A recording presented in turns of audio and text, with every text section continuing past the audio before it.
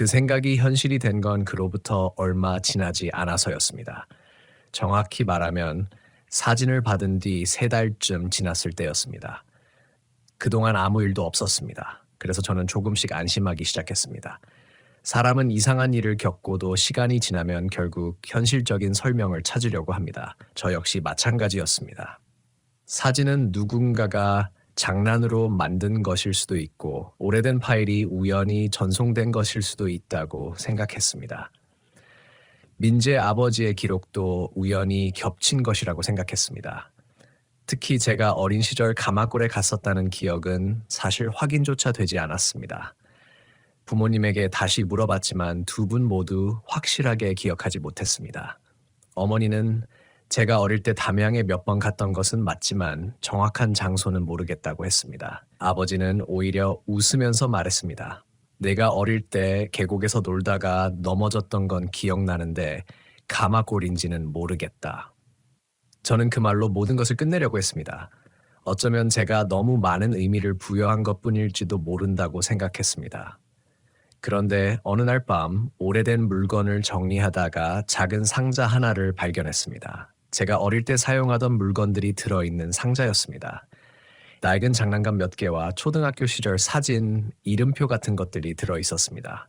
그리고 그 안에서 작은 플라스틱 손목 시계를 발견했습니다. 시계는 이미 멈춰 있었습니다. 배터리를 넣어도 작동하지 않았습니다. 그런데 뒷면을 보다가 이상한 흠집을 발견했습니다. 숫자처럼 보이는 자국이 있었습니다. 12 그리고 그 아래에 아주 희미하게 날짜가 새겨져 있었습니다. 10.22 저는 한동안 그것을 바라봤습니다. 우리가 가마골에 갔던 날짜와 같았습니다. 물론 우연일 수 있었습니다. 10월 12일은 특별한 날짜가 아니었습니다. 하지만 이상하게도 손목 시계를 손에 쥔 순간 손목 안쪽이 갑자기 차가워졌습니다. 그리고 머릿속에서 아주 짧은 장면 하나가 떠올랐습니다. 물, 검은 물, 나무 사이로 보이는 하늘, 그리고 누군가 제 손목을 잡고 있었습니다. 이번에는 얼굴도 조금 보였습니다. 어린 제 눈높이에서 올려다본 사람, 젖은 머리카락, 창백한 얼굴, 그리고 입술. 그 사람이 저에게 무언가를 말하고 있었습니다. 저는 잠에서 깨어난 것처럼 손목 시계를 떨어뜨렸습니다. 방 안은 조용했습니다. 하지만 몇 초 뒤 현관 쪽에서 소리가 났습니다. 철벅, 저는 그대로 굳었습니다. 집 안에는 물이 있을 만한 곳이 없었습니다. 다시 소리가 났습니다. 철벅. 이번에는 조금 더 가까웠습니다. 저는 문을 열지 않았습니다. 그저 가만히 서 있었습니다. 그리고 아주 작은 목소리가 들렸습니다. 웃어가. 저는 숨을 참았습니다. 다시 들렸습니다. 웃어가. 이번에는 문 바로 앞이었습니다. 저는 휴대폰을 꺼내 민재에게 전화했습니다. 받지 않았습니다. 현수에게 전화했습니다. 역시 받지 않았습니다. 그 순간 저는 이상한 생각을 했습니다. 만약 이번에는 세 사람이 아니라 나 혼자라면, 그래서 그 목소리가 처음부터 기다리고 있던 것이 이것이었다면 다음에는 혼자 와. 그 문장이 떠올랐습니다. 저는 그날 밤 문을 열지 않았습니다. 새벽이 될 때까지 불을 켜놓고 앉아 있었습니다. 아침이 되었을 때 현관문을 열어봤습니다. 복도에는 아무것도 없었습니다. 그런데 문 앞 바닥에 물자국이 있었습니다. 한두 개가 아니었습니다. 발자국이었습니다. 현관문에서 시작해서 엘리베이터 쪽으로 이어지는 작은 발자국. 그런데 이상했습니다. 발자국의 방향이 반대였습니다. 밖에서 들어온 흔적이 아니라 집 안에서 나간 것처럼 보였습니다. 저는 그 자리에서 한참 움직이지 못했습니다. 그리고 그날 바로 민재에게 연락했습니다. 이번에는 민재가 전화를 받았습니다. 제가 아무 말도 하지 않았는데 민재가 먼저 물었습니다. 너도 들었어? 저는 아무 말도 하지 못했습니다. 웃어가. 응. 나 어젯밤에 아버지 꿈을 꿨어. 민재의 목소리는 잠겨 있었습니다. 꿈에서 아버지가 나한테 계속 같은 말을 했어. 뭐라고? 가마골에 가지 말라고. 저는 그 말을 듣고 잠시 안도했습니다. 적어도 민재 역시 같은 생각을 하고 있다는 사실이 이상하게 마음을 안정시켰습니다. 그런데 민재가 마지막으로 한 말 때문에 그 안도감은 금방 사라졌습니다. 그런데 아버지가 마지막에 말을 바꿨어. 어떻게? 가지 말라는 게 아니라 민재가 잠시 숨을 멈췄습니다. 다시 가지 말라고 했어. 저는 아무 말도 하지 않았습니다. 민재는 그제야 처음으로 자기 아버지가 가마골에 한 번만 간 것이 아니었다는 이야기를 했습니다. 2004년 그리고 2019년 그 사이에도 한 번 더 갔다는 기록이 있었습니다. 정확한 날짜는 2012년 10월 12일. 저는 그 날짜를 듣는 순간 손에 힘이 빠졌습니다. 10월 12일. 똑같았습니다. 민재 아버지는 왜 같은 날짜에 그곳을 찾아갔을까? 민재는 오래된 수첩을 다시 확인했다고 했습니다. 그리고 마지막 페이지에서 새로운 기록을 발견했다고 했습니다. 그동안 물에 젖어 글씨가 지워진 줄 알았던 부분이 말라붙으면서 조금씩 읽히기 시작했다고 했습니다. 거기에는 짧은 문장이 있었습니다. 처음에는 한 명이었다. 그 아래. 두 번째에는 둘이었다. 그리고 마지막 줄. 세 번째에는 셋이었다. 민재는 그 문장을 보고 한동안 아무 말도 하지 않았다고 했습니다. 저 역시 아무 말도 할 수 없었습니다. 우리가 세 명이었던 이유가 단순한 우연이라고 생각하고 싶었습니다. 하지만 이미 그 숫자에 대한 기록이 2004년부터 존재하고 있었습니다. 민재 아버지가 무슨 뜻으로 적은 것인지 알 수 없었습니다. 그저 이상한 문장일 뿐이라고 생각하려고 했습니다. 그런데 현수가 그날 저녁 우리에게 메시지를 보냈습니다. 너희 둘도 같은 사진 받았냐? 저는 심장이 내려앉는 기분이 들었습니다. 현수가 보내온 사진에는 날짜가 찍혀 있었습니다. 2026년 8월 16일, 바로 그날이었습니다. 사진 속 장소는 가마골처럼 보였습니다. 계곡, 나무, 낮게 깔린 안개, 그리고 멀리 서 있는 사람. 이번에는 4명이 아니었습니다. 사진에는 사람 한 명만 있었습니다. 젖은 머리카락으로 얼굴을 가린 사람이었습니다. 그런데 사진 오른쪽 아래에 작은 문장이 적혀 있었습니다. 이번에는 혼자네. 저는 휴대폰을 내려놓았습니다. 현수에게 누가 사진을 보냈는지 물었습니다. 그는 모른다고 했습니다. 발신 번호도 없었습니다. 그리고 더 이상한 것은 사진의 촬영 위치였습니다. 사진 파일의 위치 정보에는 담양이 아니라 제 집 근처가 표시되어 있었습니다. 저는 한동안 그 화면을 바라봤습니다. 그 순간 깨달았습니다. 우리가 몇 년 동안 잘못 생각하고 있었던 겁니다. 가마골에 있던 무언가가 우리를 따라온 것이 아니라 어쩌면 처음부터 우리가 그곳에서 그것을 만난 것이 아닐 수도 있었습니다. 어린 시절 계곡에서 제 손목을 잡은 그 순간부터 그것은 이미 제 기억 어딘가에 들어와 있었던 것인지도 모릅니다. 가마골은 시작점이 아니라 제가 다시 그것을 기억하게 된 장소였을 뿐인지도 모릅니다. 그날 밤 저는 처음으로 사진을 삭제하지 않았습니다. 대신 컴퓨터에 저장했습니다. 그리고 확대했습니다. 사진 속 사람의 얼굴을 확인하기 위해서였습니다. 하지만 얼굴을 확대하는 순간 사진이 깨졌습니다. 화면이 검게 변했습니다. 그리고 잠시 후 모니터에 글자 하나가 나타났습니다. 기억했네. 저는 전원을 뽑았습니다. 그 뒤로 다시 켜지 않았습니다. 하지만 이상하게도 그날부터 꿈을 꾸기 시작했습니다. 항상 같은 꿈이었습니다. 어린 제가 계곡물 속에 서 있습니다. 물은 허리까지 차 있습니다. 아버지는 멀리서 저를 부르고 있습니다. 우서가 나오자. 저는 아버지에게 가려고 합니다. 그런데 뒤에서 누군가 제 손목을 잡습니다. 차갑고 젖은 손입니다. 제가 돌아보려고 하면 목소리가 들립니다. 아직 안 끝났어. 그리고 꿈이 끝납니다. 처음에는 그 말을 이해하지 못했습니다. 하지만 세 번째로 같은 꿈을 꾸던 날, 꿈속에서 저는 처음으로 뒤를 돌아봤습니다. 그곳에 서 있던 사람은 얼굴이 없었습니다. 그런데 얼굴이 있어야 할 자리에 아주 익숙한 것이 있었습니다. 제 얼굴이었습니다. 저는 그 순간 꿈에서 깨어났습니다. 온몸이 식은땀으로 젖어 있었습니다. 그리고 침대 옆 바닥에서 무언가 떨어지는 소리가 났습니다. 똑! 저는 천천히 고개를 돌렸습니다. 바닥에는 오래전에 버렸다고 생각했던 플라스틱 손목시계가 놓여 있었습니다. 멈춰있던 시계가 움직이고 있었습니다. 초침이 한 칸씩 움직였습니다. 그리고 시계가 가리키고 있던 날짜는 10월 12일이었습니다. 그 순간 저는 처음으로 생각했습니다. 혹시 그날 가마골에서 우리가 도망친 것이 아니라 그저 잠시 돌아왔던 것뿐이라면, 그리고 정말로 끝난 것이 아니라면, 언젠가 다시 그곳으로 돌아가야 하는 것이 아니라 그곳에 있던 무언가가 언젠가 다시 우리를 찾아오는 것이라면 그때부터 저는 한 가지 사실이 두려워졌습니다. 다음에는 셋이 아니라는 것. 처음부터 그 목소리가 원했던 것은 세 사람이 아니었을지도 모릅니다.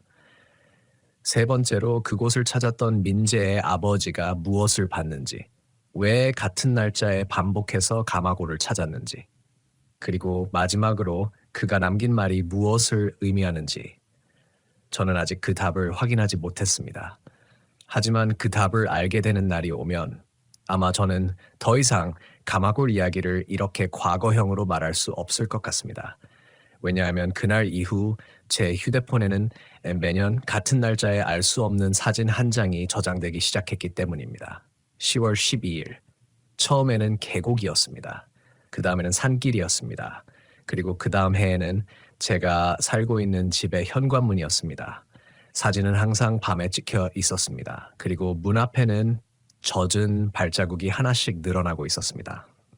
그 사진을 처음 확인했을 때 저는 한동안 화면을 끄지 못했습니다. 현관문 사진에는 아무것도 특별한 것이 없어 보였습니다. 제가 평소에 드나드는 현관이었습니다. 회색 바닥, 벽에 붙어 있는 작은 소화기, 문 옆에 놓인 택배 상자 하나, 그리고 문 아래쪽으로 이어지는 희미한 물자국. 그런데 사진을 확대하자 발자국이 보였습니다. 하나, 그리고 조금 떨어진 곳에 또 하나. 다음에는 두 개가 나란히 있었습니다. 사람이 걸어 들어온 것처럼 보였습니다. 문제는 발자국이 현관문 앞에서 끝났다는 것이었습니다. 돌아간 흔적이 없었습니다. 저는 그 사진을 삭제했습니다.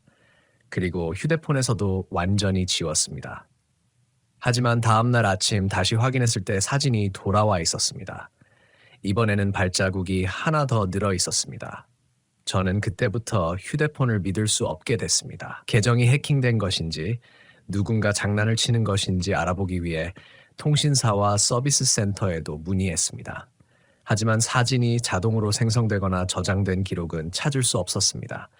파일의 원본 정보도 이상했습니다. 촬영기기 정보가 비어 있었고 촬영 위치도 매번 달랐습니다. 그런데 날짜만큼은 정확했습니다. 10월 12일. 저는 결국 민재에게 다시 연락했습니다. 내 아버지 수첩에 적힌 마지막 문장 다시 확인해봐. 민재는 잠시 말이 없었습니다. 왜? 혹시 다른 내용 없어? 없어. 정말? 민재가 한참 뒤 대답했습니다. 사실 하나 더 있어. 그는 그동안 말하지 않았던 내용을 꺼냈습니다. 아버지의 수첩 마지막 장을 펼치면 작은 봉투 하나가 붙어 있었다고 했습니다. 봉투 안에는 종이 한 장이 들어 있었는데 거기에 날짜가 적혀 있었습니다. 2004년 10월 12일, 2012년 10월 12일, 2019년 10월 12일, 그리고 마지막 줄에 아직 오지 않은 날짜가 하나 적혀 있었습니다. 2026년 10월 12일. 저는 그 날짜를 듣고 아무 말도 할 수 없었습니다. 올해였습니다. 그리고 그날까지는 2달도 남지 않은 시점이었습니다. 아버지가 왜 올해 날짜까지 적어 놓은 거야? 민재가 말했습니다. 모르겠어. 혹시 마지막에 뭐라고 적혀 있었어? 한 문장이 더 있었어. 뭔데? 민재는 아주 천천히 읽었습니다. 셋이 들어가고 하나가 나온다. 저는 그 문장을 듣는 순간 이상하게 머리가 맑아졌습니다. 그동안 우리가 놓치고 있던 것이 무엇인지 어렴풋이 보이는 것 같았습니다. 2004년, 2012년, 2019년 민재의 아버지가 3번 가마고를 찾았습니다. 그리고 매번 누군가와 함께 갔을 가능성이 있었습니다. 그렇다면 마지막 문장은 단순한 괴담이 아닐 수도 있었습니다. 사람이 셋 들어가고 하나가 나온다는 의미가 아니라 사람 셋이 들어가면 그중 하나가 무언가를 가지고 나온다는 뜻일 수도 있었습니다. 기억, 흔적, 혹은 그것 자체. 저는 그 가능성을 생각하는 순간 오히려 더 무서워졌습니다. 우리가 2019년에 가마고를 떠난 뒤 이상한 일이 시작된 것이 아니었습니다. 어쩌면 그날 우리 셋 중 누군가가 무언가를 가지고 나온 것일 수도 있었습니다. 그리고 그게 누구인지 생각하는데 오래 걸리지 않았습니다.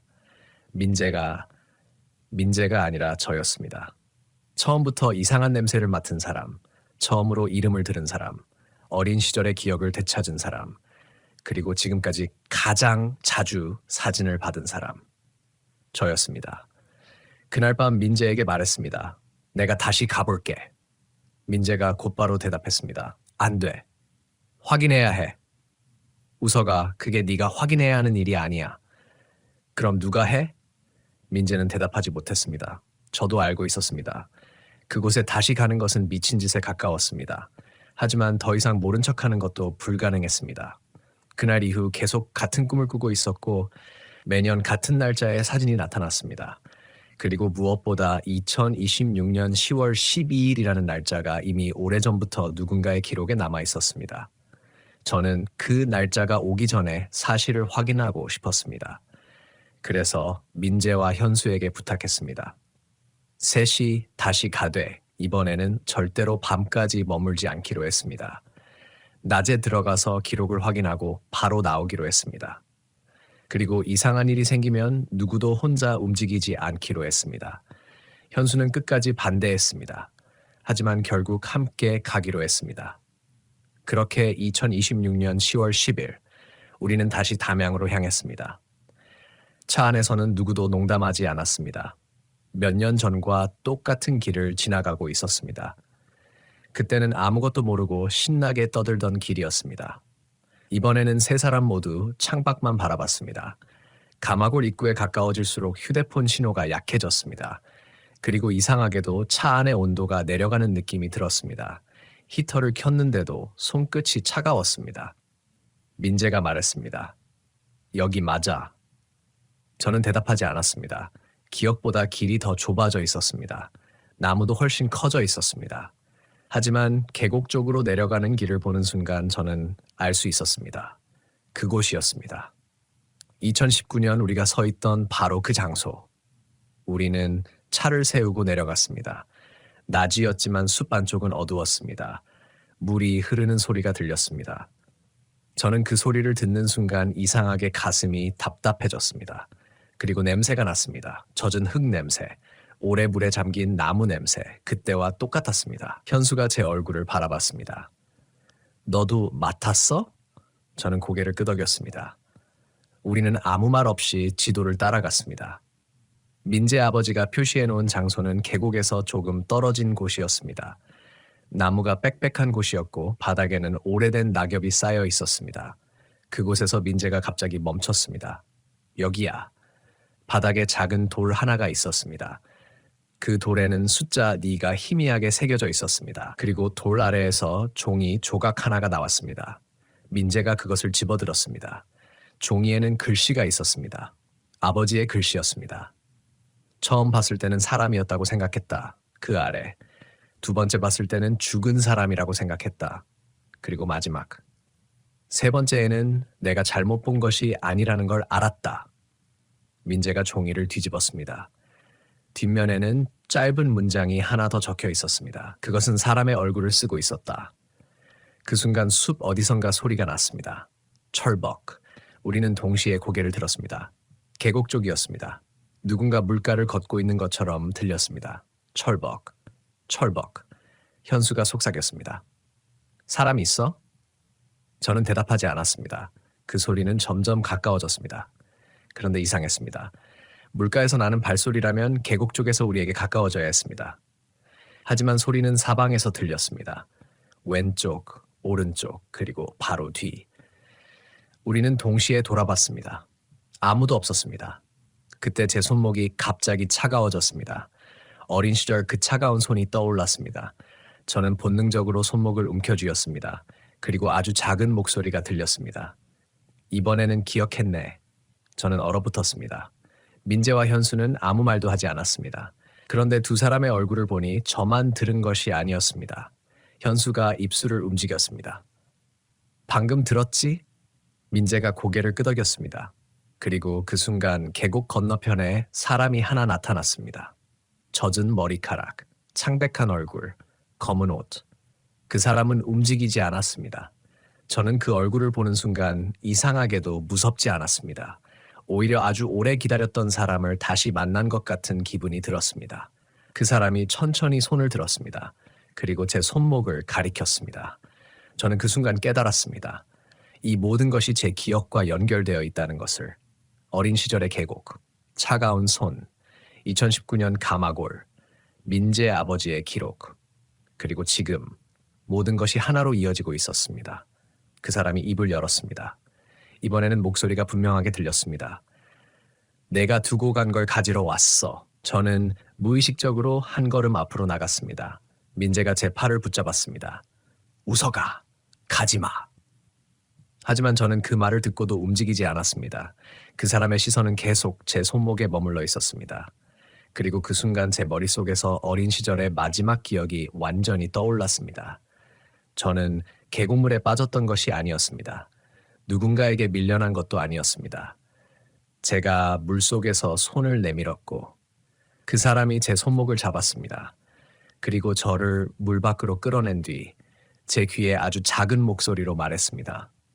다음에 다시 와. 그때 저는 그 말을 잊었습니다. 하지만 그것은 저를 잊지 않았던 겁니다. 저는 그제야 왜년 10월 12일 사진이 나타났는지 이해했습니다. 그 날짜는 제가 가마골에 처음 갔던 날이 아니었습니다. 제가 그곳에서 무언가와 약속을 했던 날이었습니다. 그리고 2026년 10월 12일은 그 약속을 지키는 날이었던 것입니다. 그 사람이 다시 손을 들었습니다. 이번에는 손가락 하나를 펴보였습니다. 그리고 아주 조용히 말했습니다. 하나만 두고 가. 그 말을 듣는 순간 민재가 제 앞을 막아섰습니다. 웃어가, 뛰어. 현수도 뒤에서 소리쳤습니다. 지금. 우리는 동시에 뒤돌아 달리기 시작했습니다. 그 순간 뒤에서 웃음소리가 터졌습니다. 하지만 이번에는 한 사람의 웃음소리가 아니었습니다. 여러 명이 동시에 웃는 소리였습니다. 그리고 그 웃음 사이에서 제 이름이 반복해서 들렸습니다. 웃어가, 웃어가, 웃어가. 저는 뒤를 돌아보지 않았습니다. 절대로. 하지만 뛰는 동안 손목이 계속 차가웠습니다. 그리고 그 차가움은 점점 위로 올라오고 있었습니다. 마치 누군가 아직도 제 손목을 잡고 있는 것처럼. 우리가 차에 도착했을 때 저는 숨을 제대로 쉬지 못했습니다. 민재가 차 문을 열었습니다. 현수가 시동을 걸었습니다. 엔진이 한 번에 걸렸습니다. 우리는 그대로 산길을 내려왔습니다. 아무도 뒤를 돌아보지 않았습니다. 그런데 출발한 지 얼마 되지 않아 민재가 갑자기 말했습니다. 웃어가. 저는 대답하지 않았습니다. 내 손목 봐. 저는 내려다봤습니다. 손목 안쪽에 희미한 물자국이 있었습니다. 손가락 자국처럼 보였습니다. 그리고 그 자국은 정확히 5개였습니다. 그날 우리는 담양을 떠났습니다. 다시는 돌아가지 않기로 했습니다. 하지만 저는 아직도 한 가지를 확인하지 못했습니다. 그날 숲속에서 그 사람이 말했던 말, 하나만 두고 가. 그 하나가 무엇이었는지. 그리고 차를 타고 떠난 뒤 민재가 제 손목을 보고 왜 그렇게 창백해졌는지. 그 이유를 저는 다음날 아침 알게 됐습니다. 민재가 보내온 사진 한 장 때문이었습니다. 사진 속에는 우리가 도망치던 숲길이 찍혀 있었습니다. 그런데 우리 셋의 뒤에 한 사람이 아니라 4사람이 서 있었습니다. 그리고 그중 맨 앞에 서 있던 사람은 제 얼굴을 하고 있었습니다. 사진을 본 뒤 저는 한동안 아무 말도 하지 못했습니다. 제 얼굴을 하고 있는 사람이 사진 속에 서 있다는 사실보다 더 무서웠던 것은 그 사람이 우리와 똑같은 방향을 바라보고 있었다는 점이었습니다. 마치 우리를 따라오는 사람이 아니라 우리와 함께 산을 내려가는 사람처럼. 사진을 보낸 민재도 아무 말이 없었습니다. 현수 역시 전화를 받지 않았습니다. 결국 저는 민재에게 직접 물었습니다. 이거 언제 찍은 거야? 민재는 한참 뒤 대답했습니다. 우리가 차 타고 내려올 때. 누가 찍었는데? 몰라. 그럼 어떻게 내 폰에 있어? 민재가 낮은 목소리로 말했습니다. 내가 찍은 게 아니야. 저는 다시 사진을 확인했습니다. 사진 속에는 3사람이 뛰어가는 뒷모습이 보였습니다. 저와 민재, 현수였습니다. 그리고 그 뒤에 4사람이 있었습니다. 가장 가까운 곳에 서 있는 것은 제 얼굴을 한 사람이었습니다. 그 뒤에는 젖은 머리카락으로 얼굴을 가린 사람이 있었습니다. 그리고 그 옆에는 2명의 남자가 서 있었습니다. 민재는 사진을 확대하더니 숨을 멈췄습니다. 이 사람들, 누구야? 아버지랑 같이 갔던 사람들이야. 저는 사진을 다시 봤습니다. 민재 아버지와 2004년에 함께 가마골에 갔던 두 사람. 그런데 한 사람은 이미 오래전에 죽었다고 했고 다른 한 사람은 연락이 끊긴 상태였습니다. 그들이 사진 속에 있었습니다.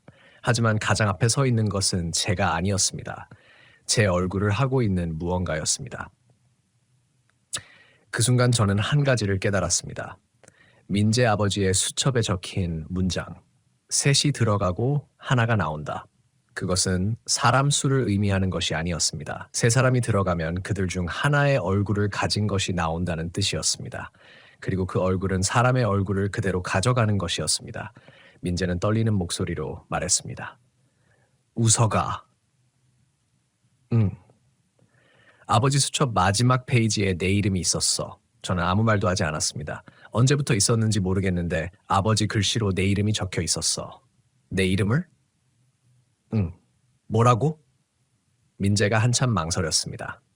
우석이는 기억하지 못한다. 그 말을 듣는 순간 저는 온몸에 힘이 빠졌습니다. 민재 아버지가 저를 알고 있었던 적은 없습니다.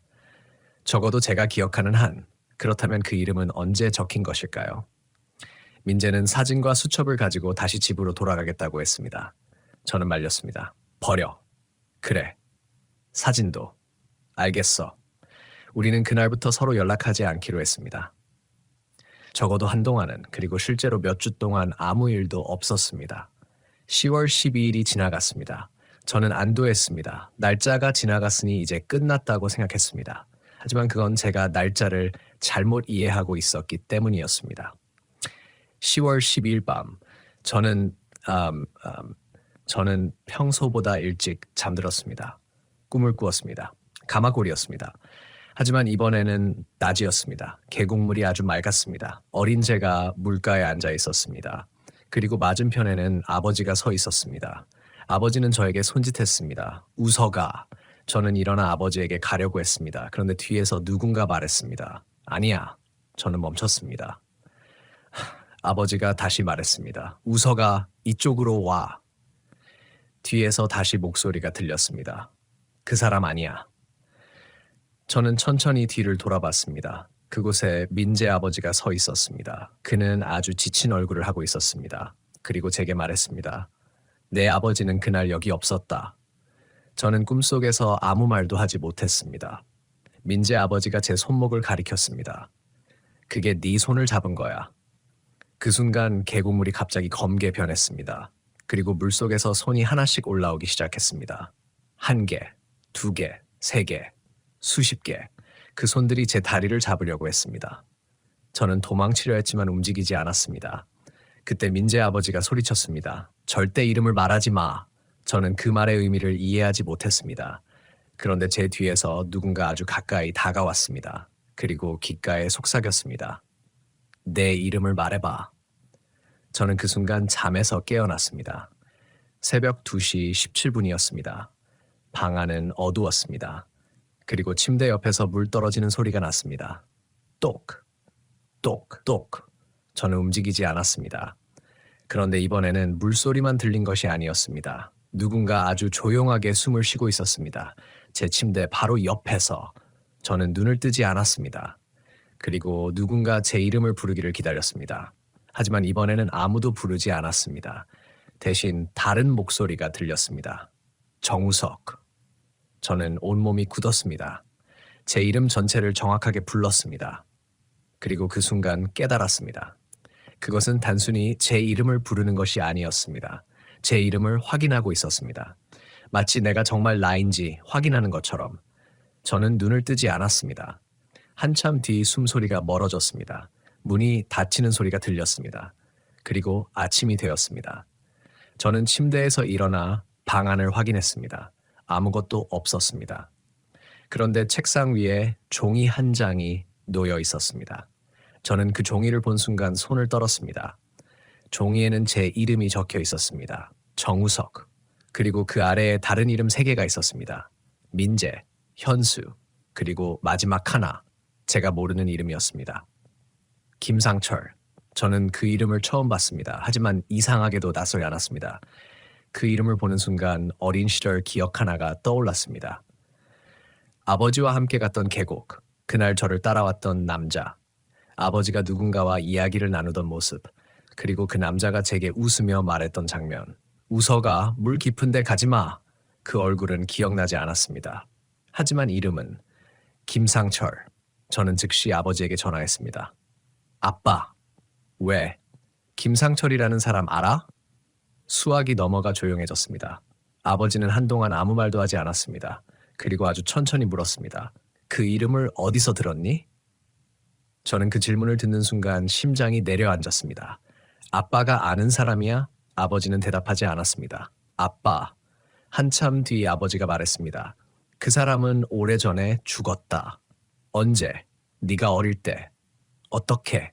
사고였어. 저는 숨을 삼켰습니다. 어디에서? 아버지는 끝까지 대답하지 않았습니다. 저는 다시 물었습니다. 담양이야? 전화가 끊겼습니다. 저는 한참 동안 휴대폰을 들고 있었습니다.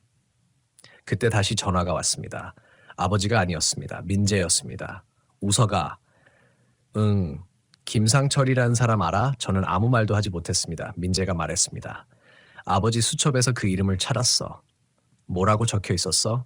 가마골에서 실종. 그 순간 저는 자리에서 일어났습니다. 민재는 이어서 말했습니다. 2004년이 아니라 그보다 훨씬 전이야. 언제? 1991년. 저는 그 날짜를 듣고 다시 머리가 멍해졌습니다. 민재는 오래된 신문 기사를 찾았다고 했습니다. 1991년 10월 담양의 한 계곡에서 남성이 실종됐다는 기사였습니다. 수색은 며칠 동안 이어졌지만 시신을 찾지 못했다고 했습니다. 그리고 실종자의 이름이 김상철이었습니다. 민재는 기사를 찍어 보내왔습니다. 사진 속 인물은 흐릿했지만 얼굴을 알아볼 수 있었습니다. 저는 그 얼굴을 보는 순간 손에서 휴대폰을 놓쳤습니다. 그 사람이었습니다. 어린 시절 제 손목을 잡았던 사람, 2019년 가마골에서 본 사람, 사진 속에 나타났던 사람. 그런데 기사에 적힌 나이를 보자 숨이 막혔습니다. 김상철은 실종 당시 38살이었습니다. 제가 어린 시절 가마골에 갔던 시점은 그가 실종된 지 몇 년 뒤였습니다. 그렇다면 제가 기억하고 있던 그 사람은 살아있는 사람이 아니었습니다. 민재가 말했습니다. 웃어가. 응. 아버지가 그 사람을 찾으려고 가마골에 간 거였어. 저는 그제야 모든 것이 연결되는 것 같았습니다. 민재 아버지는 김상철의 실종을 조사하고 있었습니다. 2004년 처음 갔고 2012년 다시 갔고 2019년 마지막으로 갔습니다. 그리고 그때 우리를 만났습니다. 아니, 어쩌면 우리가 그를 만난 것이 아니라 그가 우리를 그곳으로 데려간 것인지도 몰랐습니다. 민재는 수첩의 마지막 부분을 다시 읽었습니다. 그리고 그동안 해석하지 못했던 문장을 발견했습니다. 상철은 돌아오지 않았다. 그 아래. 하지만 그의 얼굴은 돌아왔다. 그리고 마지막. 다음에는 그 얼굴을 가진 아이가 올 것이다. 저는 그 문장을 읽고 한동안 숨을 쉬지 못했습니다. 그 아이가 누구인지 이제는 너무 명확했습니다. 저였습니다. 어린 시절 제가 그곳에 갔을 때 김상철은 이미 죽어 있었습니다.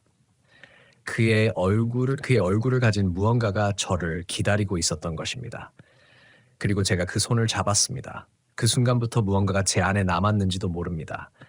저는 그 가능성을 받아들이고 싶지 않았습니다. 사람이란 결국 자신이 이해할 수 있는 현실에 기대어 살아갑니다. 저 역시 그랬습니다. 제가 평범하게 살아온 수십 년이 전부 거짓이었다고 생각하고 싶지 않았습니다. 하지만 이상하게도 그날 이후 제 주변 사람들은 하나씩 같은 말을 하기 시작했습니다. 요즘 너 좀 달라 보인다. 살이 빠졌어. 눈이 이상해. 저는 웃어 넘겼습니다. 그러나 거울을 볼 때마다 저도 조금씩 이상함을 느꼈습니다. 특히 밤에 거울을 보면 가끔 제 얼굴이 제 얼굴처럼 느껴지지 않았습니다. 아주 잠깐. 정말 한순간 눈을 깜빡이면 다시 정상으로 돌아옵니다. 하지만 그 짧은 순간에는 제가 아니라 다른 사람이 저를 바라보고 있는 것 같았습니다. 그리고 어느 날 회사에서 일을 하다가 화장실 거울을 보는데 제 얼굴이 웃고 있었습니다. 저는 웃지 않았습니다. 그런데 거울 속에 저는 웃고 있었습니다. 아주 천천히 입꼬리가 올라갔습니다. 그리고 입술이 움직였습니다. 소리는 들리지 않았습니다. 하지만 입모양은 읽을 수 있었습니다. 다시 와. 저는 그 자리에서 거울을 깨뜨렸습니다. 손에서 피가 났습니다. 사람들이 달려왔습니다. 저는 아무 설명도 하지 못했습니다. 그날 밤 병원에서 손을 치료받고 집에 돌아왔습니다. 그리고 침대에 앉아 한 가지 결심을 했습니다. 도망치는 것만으로는 끝나지 않는다면 확인해야 한다. 가마골에서 무엇이 시작됐는지, 김상철이 어떻게 죽었는지, 그리고 왜 그 얼굴이 나에게 붙어 있는지, 그 답을 찾지 않으면 저는 평생 이 공포에서 벗어날 수 없을 것 같았습니다.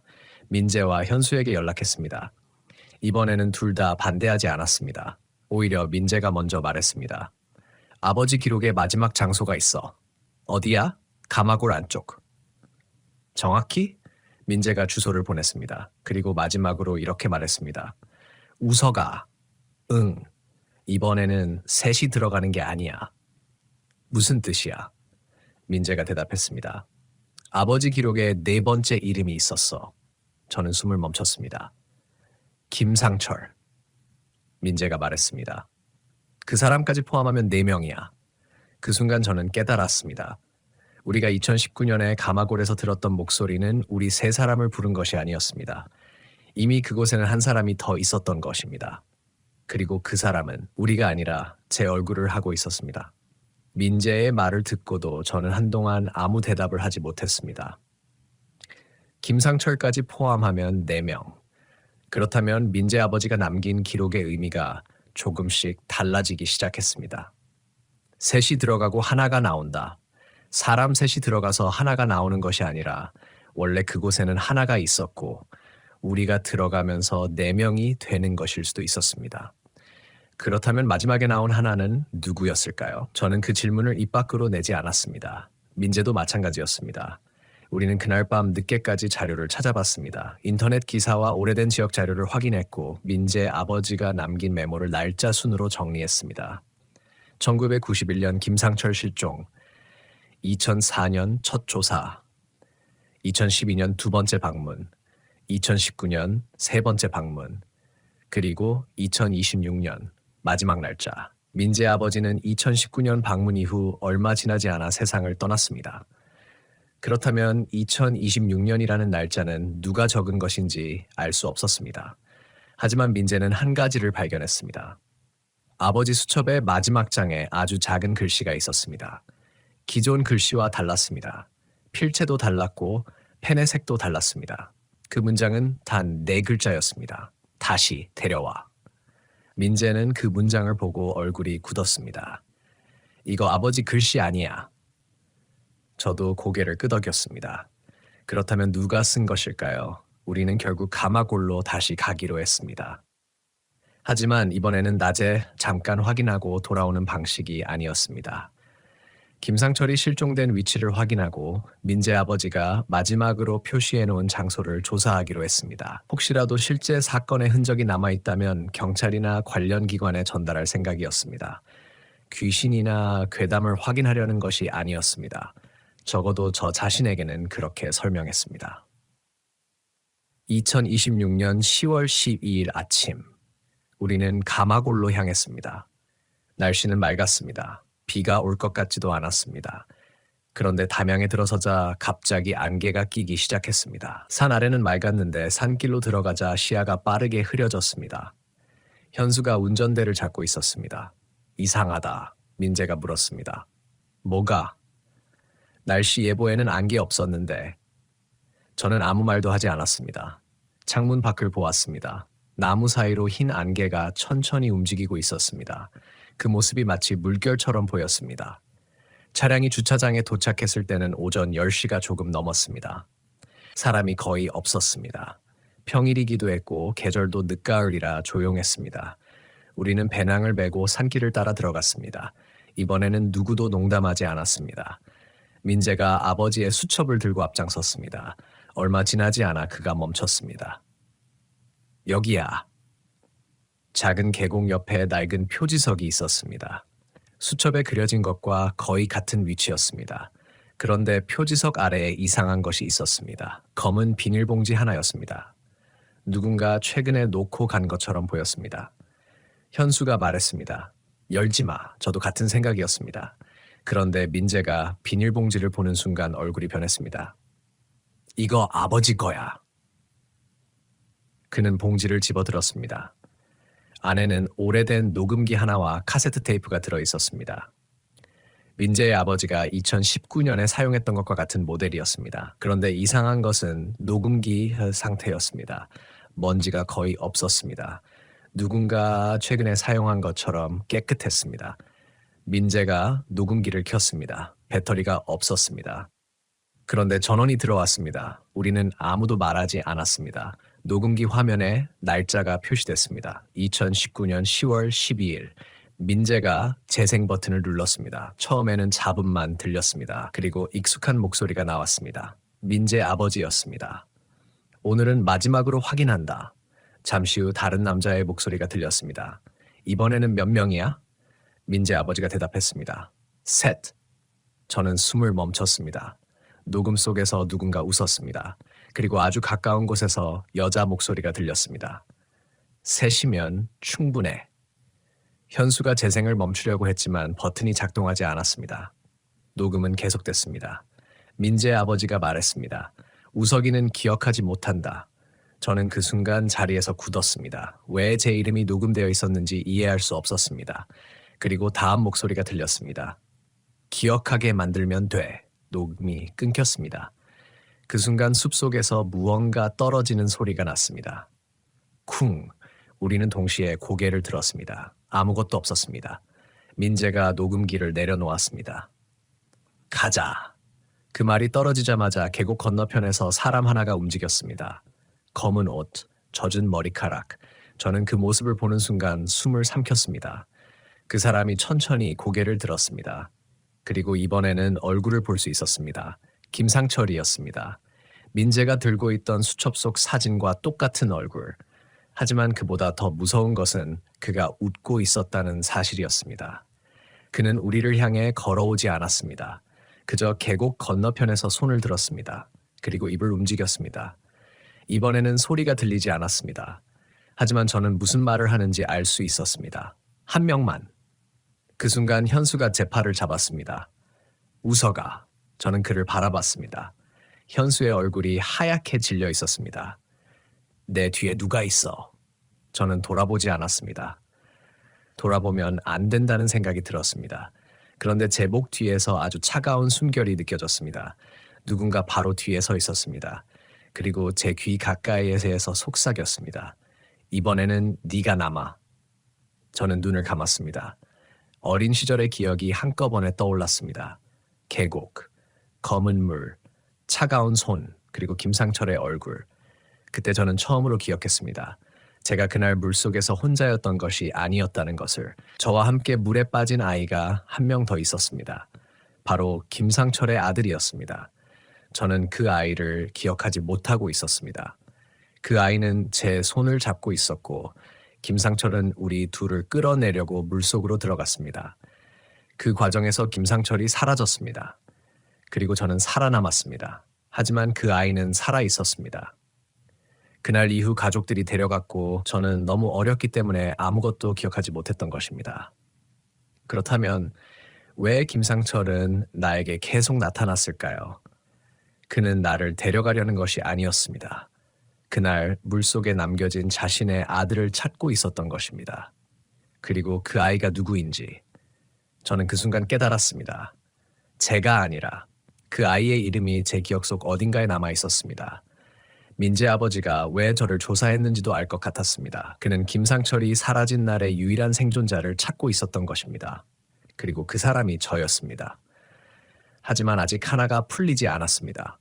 그렇다면 지금 제 뒤에 서 있는 것은 누구인가? 김상철인가? 아니면 그날 물속에 남겨진 아이인가? 저는 천천히 뒤를 돌아봤습니다. 그리고 그 순간 제가 가장 두려워했던 것이 눈앞에 있었습니다. 그곳에는 사람이 하나 서 있었습니다. 젖은 머리카락. 창백한 얼굴. 하지만 이번에는 얼굴이 달랐습니다. 김상철도 아니었습니다. 제 얼굴도 아니었습니다. 어린아이의 얼굴이었습니다. 그리고 그 아이가 저를 보며 말했습니다. 형. 그 한마디에 저는 모든 것이 무너지는 것 같은 기분이 들었습니다. 왜냐하면 그 목소리는 너무 익숙했기 때문입니다. 어린 시절 제가 잊어버린 목소리. 그날 물속에서 제 손을 놓지 않았던 아이의 목소리. 그 아이는 천천히 제 손목을 가리켰습니다. 그리고 말했습니다. 형이 나를 두고 갔잖아.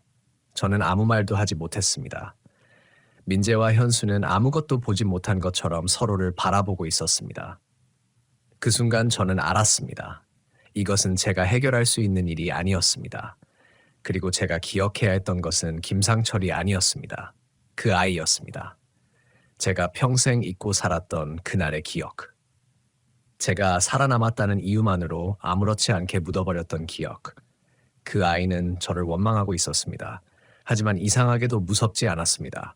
처음으로 그 목소리가 왜 저를 부르는지 이해했기 때문입니다. 그 아이는 저를 데려가려는 것이 아니었습니다. 자신이 혼자가 아니었다는 것을 기억해달라고 말하고 있었습니다. 저는 천천히 입을 열었습니다. 미안해. 그 말을 하는 순간 계곡물이 갑자기 거세게 흔들렸습니다. 아이의 얼굴에서 표정이 사라졌습니다. 그리고 뒤쪽에 서 있던 김상철의 모습도 서서히 흐려졌습니다. 민재가 제 팔을 잡았습니다. 우서가 지금 뭐 하는 거야? 저는 대답하지 않았습니다. 계속 아이를 바라봤습니다. 정말 기억 못했어. 아이의 눈에서 물이 흘러내렸습니다. 눈물인지 계곡물인지 알 수 없었습니다. 아이는 마지막으로 제 손목을 잡았습니다. 이번엔 차갑지 않았습니다. 오히려 아주 따뜻했습니다. 그리고 아주 작은 목소리로 말했습니다. 이제 됐어. 그 순간 숲 전체에서 들리던 물소리가 멈췄습니다. 정말 아무 소리도 나지 않았습니다. 새소리도, 바람 소리도, 계곡물 소리도 모든 것이 멈춘 것처럼 조용했습니다. 그리고 아이의 모습이 사라졌습니다. 김상철도 사라졌습니다. 저는 한동안 그 자리에 서 있었습니다. 민재가 제 어깨를 흔들었습니다. 가자! 이번에는 제가 먼저 고개를 끄덕였습니다. 우리는 아무것도 가져가지 않았습니다. 녹음기도, 수첩도, 사진도. 그 자리에서 그대로 두고 내려왔습니다. 주차장에 도착했을 때는 오후가 되어 있었습니다. 차에 타기 전 저는 마지막으로 계곡 쪽을 바라봤습니다. 아무도 없었습니다. 그런데 물가에 작은 돌 하나가 놓여 있었습니다. 그 돌 위에는 낡은 손목시계 하나가 있었습니다. 제가 어린 시절 잃어버렸다고 생각했던 바로 그 시계였습니다. 시계는 더 이상 10월 12일을 가리키고 있지 않았습니다. 초침도 멈춰 있었습니다. 시간은 오후 4시 31분. 제가 처음 가마골에 도착했던 시간과 같았습니다. 그제야 저는 알았습니다. 우리가 그곳에서 해야 했던 일은 무엇인가를 데리고 나오는 것이 아니었습니다. 오래전 그곳에 남겨진 기억을 다시 그곳에 돌려놓는 것이었습니다. 차가 가마골을 빠져나갈 때까지 저는 한 번도 뒤를 돌아보지 않았습니다.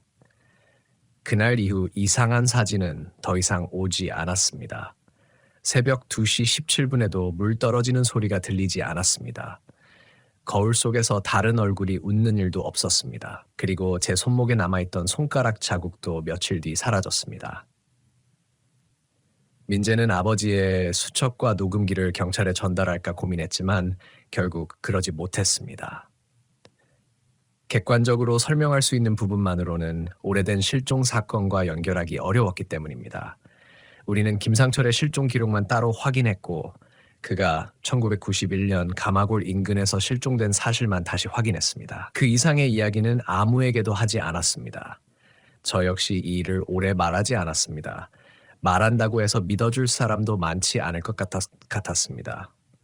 그리고 무엇보다 저 자신이 그 기억을 다시 꺼내는 것이 두려웠습니다. 하지만 시간이 지나고 나서야 조금씩 이해하게 됐습니다. 사람은 때로 너무 고통스러운 기억을 스스로 지워버립니다. 특히 어린 시절에는 자신이 감당할 수 없는 일을 기억하지 못하는 방식으로 살아남기도 합니다. 저에게 가마골의 공포는 단순히 귀신이나 실종된 사람의 이야기가 아니었습니다. 제가 잊고 싶었던 한 장면과 마주하는 일이었습니다. 누군가를 두고 도망쳤다는 죄책감, 살아남은 사람이 갖게 되는 이상한 미안함, 그리고 너무 오래 묻어둔 기억.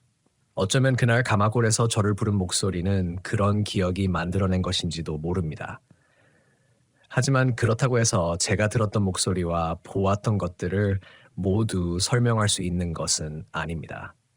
민재와 현수도 같은 소리를 들었습니다. 사진은 세 사람의 휴대폰에 각각 다른 형태로 나타났습니다. 그리고 민재의 아버지가 남긴 기록은 우리가 가마골에 가기 훨씬 전부터 존재했습니다. 그래서 저는 아직도 그 일을 하나의 결론으로 정리하지 못합니다. 그곳에 정말 무언가가 있었는지, 아니면 우리가 이해하지 못한 자연현상과 오랜 기억이 겹친 것인지, 어느 쪽이 진실인지 알 수 없습니다. 다만 한 가지는 분명합니다. 그날 이후 저는 더 이상 가마골을 생각할 때 무조건 무서워하지 않습니다. 오히려 조용히 미안한 마음이 듭니다. 어린 시절 그곳에 남겨진 아이에게, 그리고 너무 늦게 그 아이를 기억해낸 저 자신에게. 몇 달 전 저는 아버지에게 다시 전화를 걸었습니다. 그리고 그날 계곡에서 무슨 일이 있었는지 물었습니다. 아버지는 오랫동안 침묵했습니다. 그러다 처음으로 그날의 이야기를 자세히 들려주셨습니다. 아버지는 제가 물에 빠졌던 날 저를 구한 사람이 자신이 아니었다고 했습니다. 저는 숨을 멈췄습니다. 아버지는 한참 뒤 말했습니다. 내가 물 밖으로 나왔을 때 이미 누가 너를 끌어내놓은 뒤였어. 누구였어? 아버지는 대답하지 않았습니다. 대신 아주 오래된 사실 하나를 말했습니다. 그날 가마골에서 실종된 사람의 이름이 김상철이었다고. 그리고 그날 실종된 것은 김상철 한 사람만이 아니었다고. 그의 아들도 함께 사라졌다고 했습니다. 저는 그 말을 듣고 아무것도 묻지 못했습니다. 아버지는 마지막으로 이렇게 말했습니다. 내가 살아 돌아온 것만으로 감사했어. 그 말을 듣는 순간 저는 이상하게 눈물이 났습니다. 그날 이후 저는 가마골에 다시 가지 않았습니다. 앞으로도 가지 않을 생각입니다. 하지만 가끔 꿈에서 그 아이를 만납니다. 이번에는 계곡물이 검지 않습니다. 아이도 울지 않습니다. 그저 물가에 앉아 저를 바라봅니다. 그리고 제가 돌아서려고 하면 손을 흔듭니다. 마치 이제는 괜찮다는 듯이. 그 꿈을 꾸고 나면 이상하게 마음이 편합니다. 그래서 저는 이제 그날의 일을 무조건 귀신 이야기라고 부르지 않습니다. 누군가에게는 실화 괴담일 것이고, 누군가에게는 오래된 실종 사건일 것이고, 또 누군가에게는 어린 시절의 트라우마가 만들어낸 기억일지도 모릅니다. 하지만 제가 직접 겪은 사람으로서 말할 수 있는 것은 하나뿐입니다. 가끔 우리가 무서워하는 것은 어둠 속에 있는 무언가가 아니라 너무 오랫동안 잊고 있던 진실이 우리를 다시 찾아오는 순간일지도 모른다는 것입니다. 그리고 그 진실이 정말 우리를 해치려는 것인지, 아니면 단지 자신을 기억해달라고 기다리고 있었던 것인지는 끝까지 확인할 수 없을 때도 있습니다. 저에게 가마골은 그런 곳입니다. 사람이 사라진 곳, 목소리가 남은 곳, 기억이 끊긴 곳, 그리고 제가 평생 잊고 있었다고 생각했던 한 아이가 아주 오랜 시간 동안 제 이름을 기억하고 있었던 곳. 그날 마지막으로 계곡을 떠나기 전에 저는 뒤를 돌아보지 않았습니다. 하지만 차가 산길을 완전히 벗어난 뒤 백미러를 한번 봤습니다. 계곡은 보이지 않았습니다. 대신 산길 입구에 아주 작은 사람이 하나 서 있었습니다. 어린아이였습니다. 아이는 움직이지 않았습니다. 그리고 제가 보고 있다는 것을 알았는지 아주 천천히 손을 들었습니다. 저는 그 아이에게 아무 말도 하지 않았습니다. 그저 고개를 한번 숙였습니다. 그리고 다시 앞을 바라봤습니다. 그 뒤로 아이는 다시 나타나지 않았습니다. 정말로 끝난 것인지, 아니면 제가 더 이상 기억하지 않아도 되는 것인지, 그것은 아직도 모르겠습니다. 다만 지금도 10월 12일이 되면 저는 잠시 창문을 닫습니다. 그리고 제 손목을 바라봅니다. 아무런 자국도 없습니다. 물기도 없습니다. 누군가 제 이름을 부르지도 않습니다. 그저 평범한 하루가 지나갑니다. 그게 저는 오히려 고맙습니다. 왜냐하면 이제는 알고 있기 때문입니다. 모든 이야기가 반드시 무서운 결말을 가져야 하는 것은 아니라는 것을. 어떤 이야기는 오랫동안 사람을 따라다니다가 마침내 기억해주는 순간 조용히 사라지기도 한다는 것을. 그리고 저는 그날 가마골에서 마지막으로 들었던 아이의 말을 아직도 기억합니다. 이제 됐어. 그 말을 마지막으로 아무도 다시 저를 부르지 않았습니다. 제가 그날 밤 가마골에서 가장 먼저 무서웠던 것은 귀신이 아니었습니다. 사람이 없는 곳에서 분명히 사람의 목소리를 들었다는 사실보다 그 목소리를 듣고도 저는 끝까지 그것을 사람이 내는 소리라고 믿고 싶어 했습니다. 제 이름은 정우석이고 당시 32살이었습니다. 지금은 광주에서 작은 인테리어 업체를 운영하고 있지만 이 이야기가 있었던 2019년 가을에는 건설회사 현장 관리 일을 하고 있었습니다. 그해 10월 초였습니다. 회사에서 며칠간 쉬는 기간이 생겼고 평소 친하게 지내던 친구 2명과 함께 담양 쪽으로 캠핑을 가기로 했습니다. 셋 다 직장 생활에 지쳐 있던 터라 복잡한 관광지보다는 조용한 곳을 찾고 있었습니다. 그렇게 정한 곳이 가마골이었습니다. 담양에 자주 가본 사람이라면 알겠지만 가마골은 산과 계곡이 깊게 이어져 있고 주변에 사람이 몰리는 관광지와는 조금 다른 분위기가 있습니다. 낮에는 계곡과 숲이 아름답지만 해가 떨어지면 이야기가 달라집니다. 특히 우리가 갔던 날은 평일이었습니다. 오후 늦게 도착했을 때만 해도 그곳이 그렇게 무섭게 느껴지지는 않았습니다. 주차장 주변엔 사람들이 몇 명 있었고 산책을 나온 가족도 보였습니다. 계곡 쪽으로 내려가니 물소리가 들렸고 나무 사이로 늦은 가을 햇빛이 비스듬하게 들어오고 있었습니다. 친구 민재가 먼저 말했습니다. 야, 여기 생각보다 괜찮은데? 저도 웃으면서 고개를 끄덕였습니다. 그날 우리가 예약한 숙소는 계곡에서 조금 떨어진 산자락의 작은 민박이었습니다. 캠핑장을 알아보다가 갑자기 날씨가 추워져서 급하게 바꾼 곳이었습니다. 주인 아주머니는 우리를 보자마자 방을 안내해주면서 몇 가지 이야기를 했습니다. 밤에는 산 쪽으로 올라가지 말라는 것.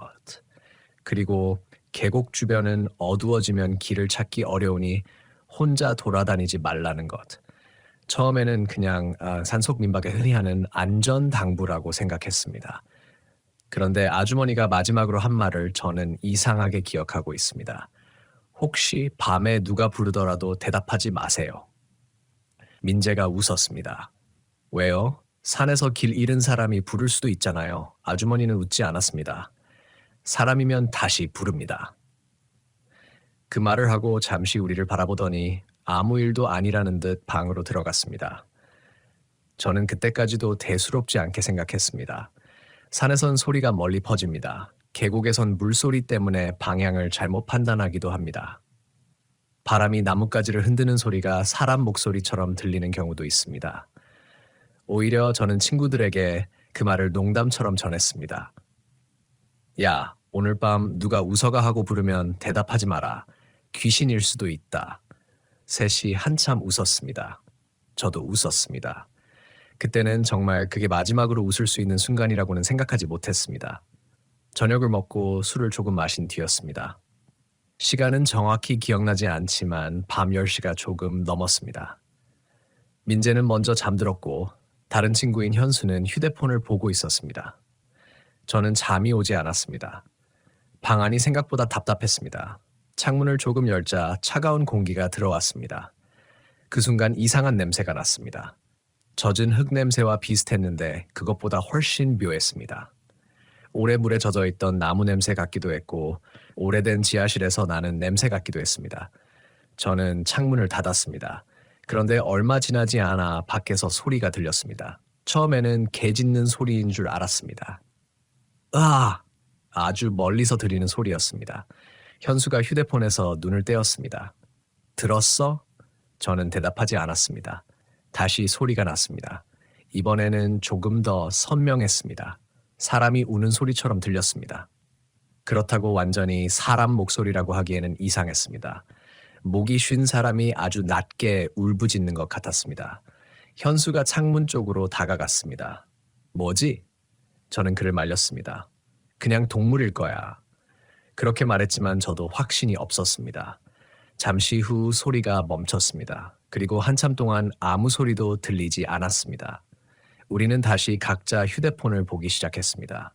그때였습니다. 밖에서 아주 작게 제 이름이 들렸습니다. 우서가, 우서가. 저는 그대로 굳었습니다. 현수도 고개를 들었습니다. 둘 다 서로를 바라봤습니다. 방금 네가 불렀냐?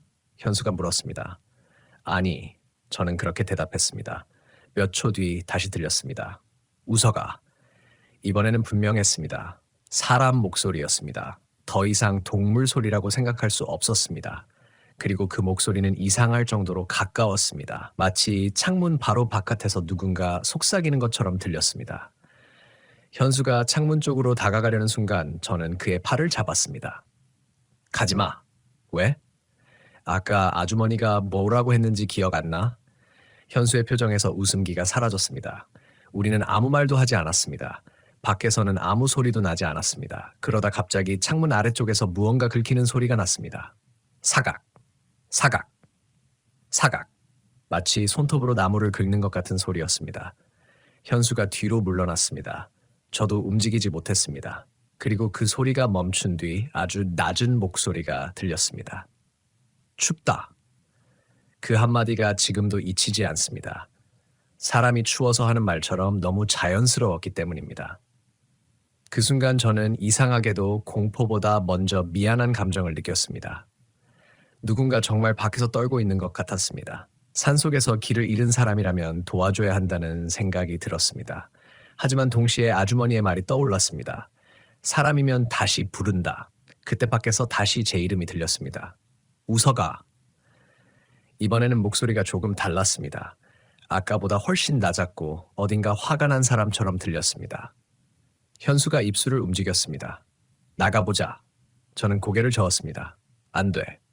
사람일 수도 있잖아. 그러니까 더 안 돼. 현수가 저를 바라봤습니다. 저도 왜 그렇게 말했는지 정확히 설명할 수 없었습니다. 그저 나가면 안 된다는 생각이 들었습니다. 그런데 그 순간 밖에서 발자국 소리가 들렸습니다. 천천히 젖은 흙을 밟는 소리였습니다. 한 걸음, 그리고 또 한 걸음. 소리는 창문 앞에서 멈췄습니다. 우리는 숨도 제대로 쉬지 못했습니다. 그러자 창문이 아주 조금 흔들렸습니다. 바람 때문이라고 생각했습니다. 하지만 그날 밤 바람은 거의 불지 않았습니다. 그리고 창문은 다시 한번 흔들렸습니다. 이번에는 안쪽으로 밀리는 느낌이었습니다. 누군가 밖에서 창문을 열려고 하는 것처럼 현수가 조용히 휴대폰을 들었습니다. 경찰에 전화하려는 것 같았습니다. 그때 밖에서 갑자기 웃음소리가 들렸습니다. 짧았습니다. 그리고 이상하게 익숙했습니다. 저는 그 웃음소리를 듣는 순간 머릿속이 멍해졌습니다. 어디선가 들어본 적이 있는 목소리였습니다. 그런데 누구인지 생각하려고 할수록 기억이 나지 않았습니다. 그때 민재가 잠에서 깨어났습니다. 뭐야? 우리는 아무 대답도 하지 않았습니다. 민재가 몸을 일으켜 우리를 바라봤습니다. 왜 그러는데? 그 순간 밖에서 다시 소리가 들렸습니다. 이번에는 세 사람 모두 들었습니다. 민재야. 민재의 얼굴이 굳었습니다. 그는 아무 말도 하지 않았습니다. 밖에서 다시 불렀습니다. 민재야. 민재가 갑자기 이불을 움켜쥐었습니다. 저 목소리. 그가 아주 작은 목소리로 말했습니다. 뭔데? 제가 묻자 민재가 대답하지 않았습니다. 대신 한참 동안 창문을 바라봤습니다. 그리고 마침내 입을 열었습니다. 우리 아버지 목소리야. 그 말을 듣는 순간 방 안의 공기가 완전히 달라졌습니다. 민재의 아버지는 몇 년 전 돌아가신 분이었습니다. 저도 장례식장에 갔었기 때문에 알고 있었습니다. 민재는 그 이야기를 거의 하지 않았습니다. 그런데 그날 밤 산속의 어둠 속에서 죽은 사람의 목소리가 친구를 부르고 있었습니다.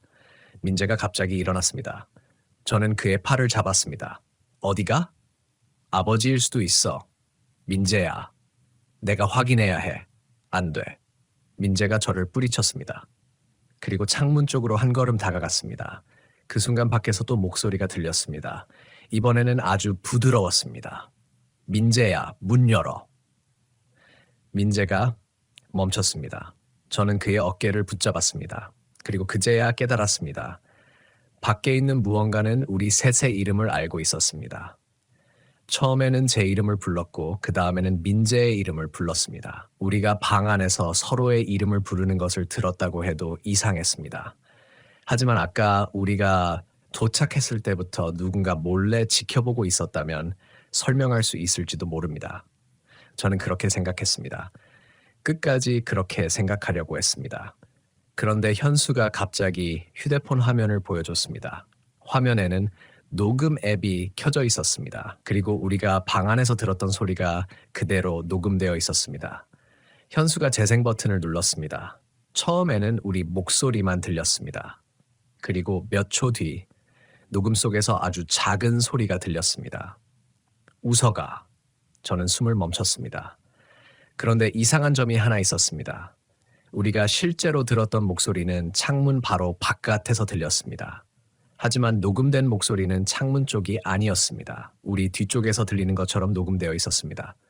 현수가 천천히 고개를 돌렸습니다. 저도 따라 뒤를 돌아봤습니다. 방 안에는 아무것도 없었습니다. 그런데 그 순간 민재가 말했습니다. 잠깐! 그의 목소리가 떨리고 있었습니다. 우리 방금까지 문 잠갔지? 현수가 문을 바라봤습니다. 문고리가 아주 천천히 움직이고 있었습니다. 누군가 밖에서 손잡이를 잡고 돌리는 것처럼. 찰칵! 찰칵! 그리고 문 너머에서 누군가 아주 낮은 목소리로 말했습니다. 추워. 우리는 그날 밤 처음으로 동시에 확신했습니다. 창문 밖에 있던 것이 어디론가 사라진 게 아니었습니다. 처음부터 우리를 따라 들어오려고 했던 겁니다. 문고리가 다시 움직였습니다. 찰칵. 이번에는 문이 아주 조금 열렸습니다. 그리고 문틈 사이로 차가운 공기가 들어왔습니다. 그 냄새가 다시 났습니다. 젖은 흙 냄새. 그리고 물에 오래 잠겨있던 나무 같은 냄새. 저는 그 냄새를 맡는 순간 이유도 없이 오래전 기억 하나가 떠올랐습니다. 어린 시절 아버지와 함께 갔던 계곡이었습니다. 아버지는 물놀이를 하다가 위험한 곳으로 가지 말라고 늘 말했습니다. 저는 그 말을 듣지 않고 혼자 물가 깊은 곳까지 들어갔다가 발을 헛디딘 적이 있었습니다. 그때 누군가 제 손목을 잡아 끌어줬습니다. 저는 그 사람이 아버지였다고 믿고 있었습니다.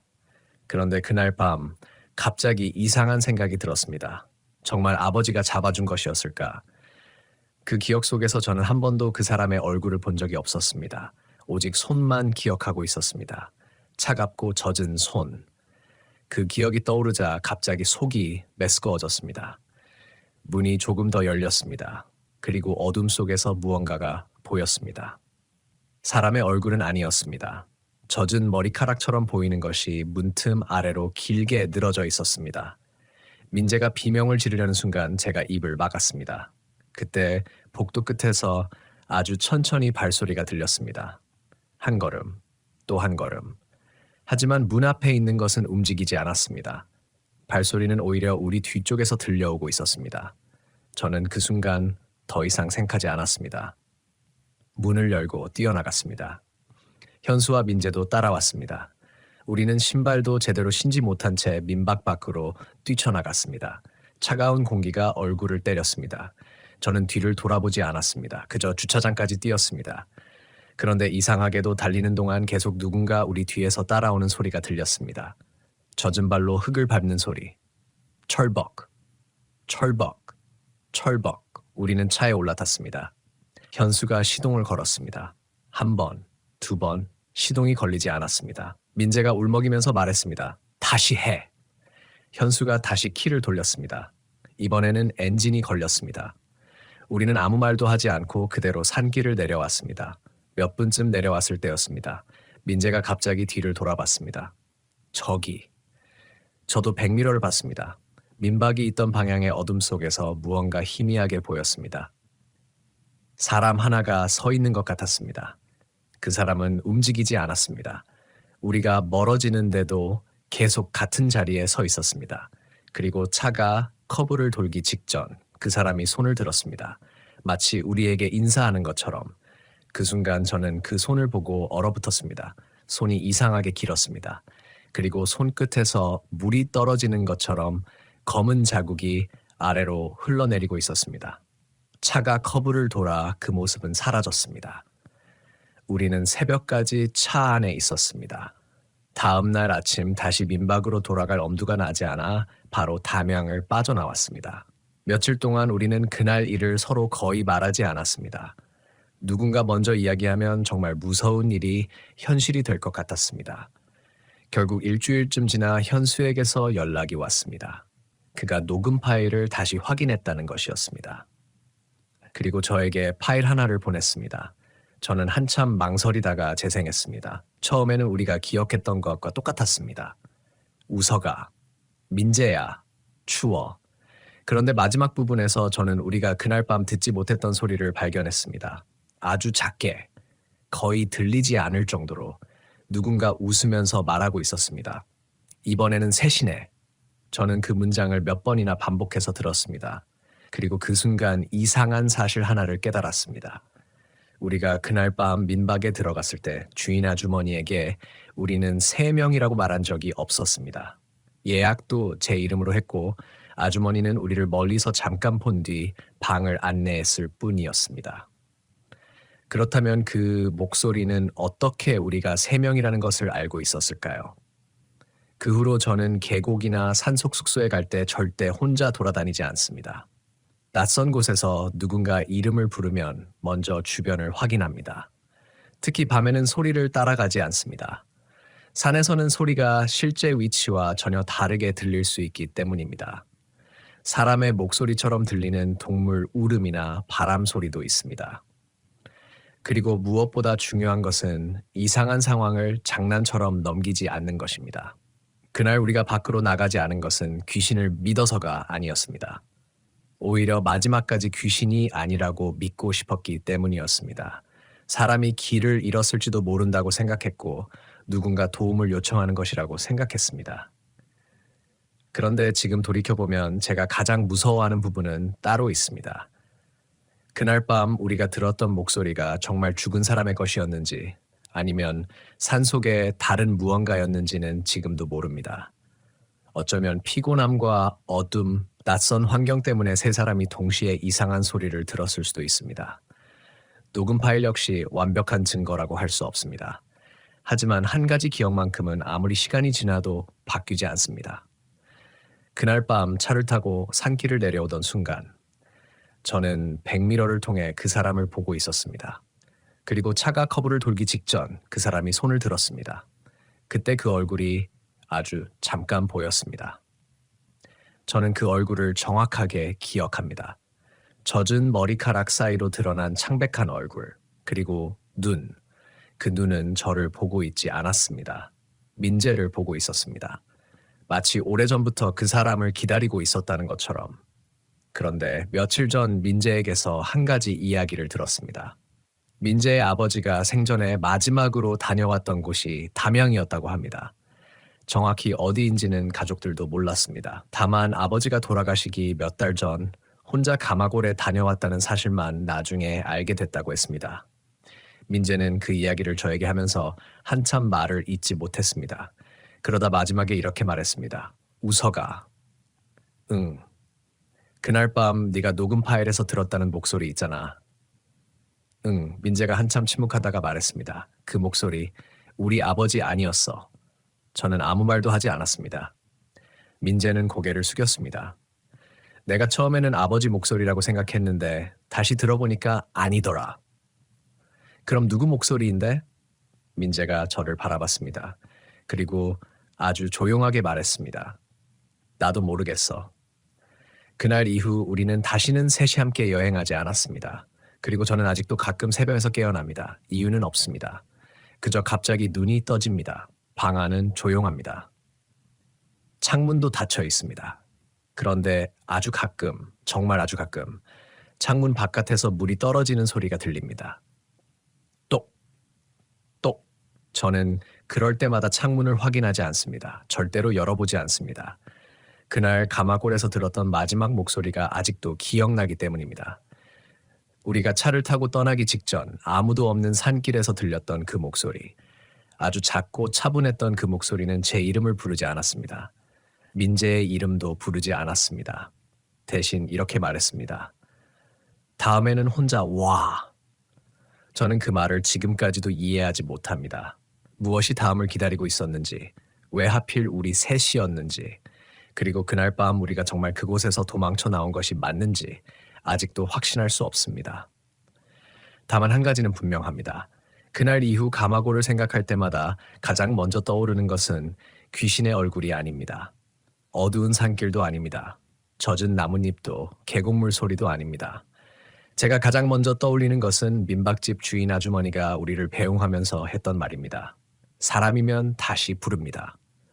그때는 그 말의 의미를 몰랐습니다. 지금도 완전히 이해한다고 말할 수 없습니다. 하지만 한 가지는 압니다. 산에서 누군가 내 이름을 부르는 소리를 들었을 때 그 목소리가 너무 익숙하다고 해서 따라가서는 안 된다는 것. 특히 그 사람이 이미 이 세상에 없는 사람이라면 더더욱. 왜냐하면 그 순간부터 우리가 확인하려는 것은 누가 우리를 부르는지가 아니라 정말 그 사람이 우리를 부르고 있는 것이 맞는지이기 때문입니다. 그 말을 들은 뒤에도 저는 한동안 민재에게 아무것도 묻지 못했습니다. 다음에는 혼자 와. 그 문장이 머릿속에서 계속 반복됐습니다. 민재도 마찬가지였는지 그날 이후 한동안 우리 셋은 서로 연락을 자주 하지 않았습니다.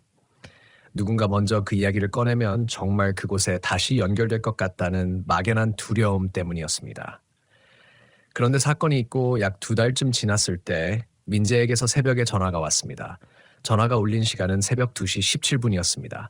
처음에는 받지 않으려고 했습니다. 하지만 전화가 끊기지 않았습니다. 1번, 2번, 3번 계속 울렸습니다. 결국 저는 전화를 받았습니다. 왜? 아무 대답이 없었습니다. 민재야? 수화기 너머에서 숨소리만 들렸습니다. 그런데 그 숨소리가 이상했습니다. 너무 가까이 들렸습니다. 마치 전화기를 입에 바짝 붙이고 숨을 쉬는 것 같았습니다. 잠시 후 민재가 말했습니다. 웃어가. 목소리가 떨리고 있었습니다. 응. 너 지금 집이야? 응. 창문 잠갔어? 저는 아무 말도 하지 못했습니다. 민재가 다시 물었습니다.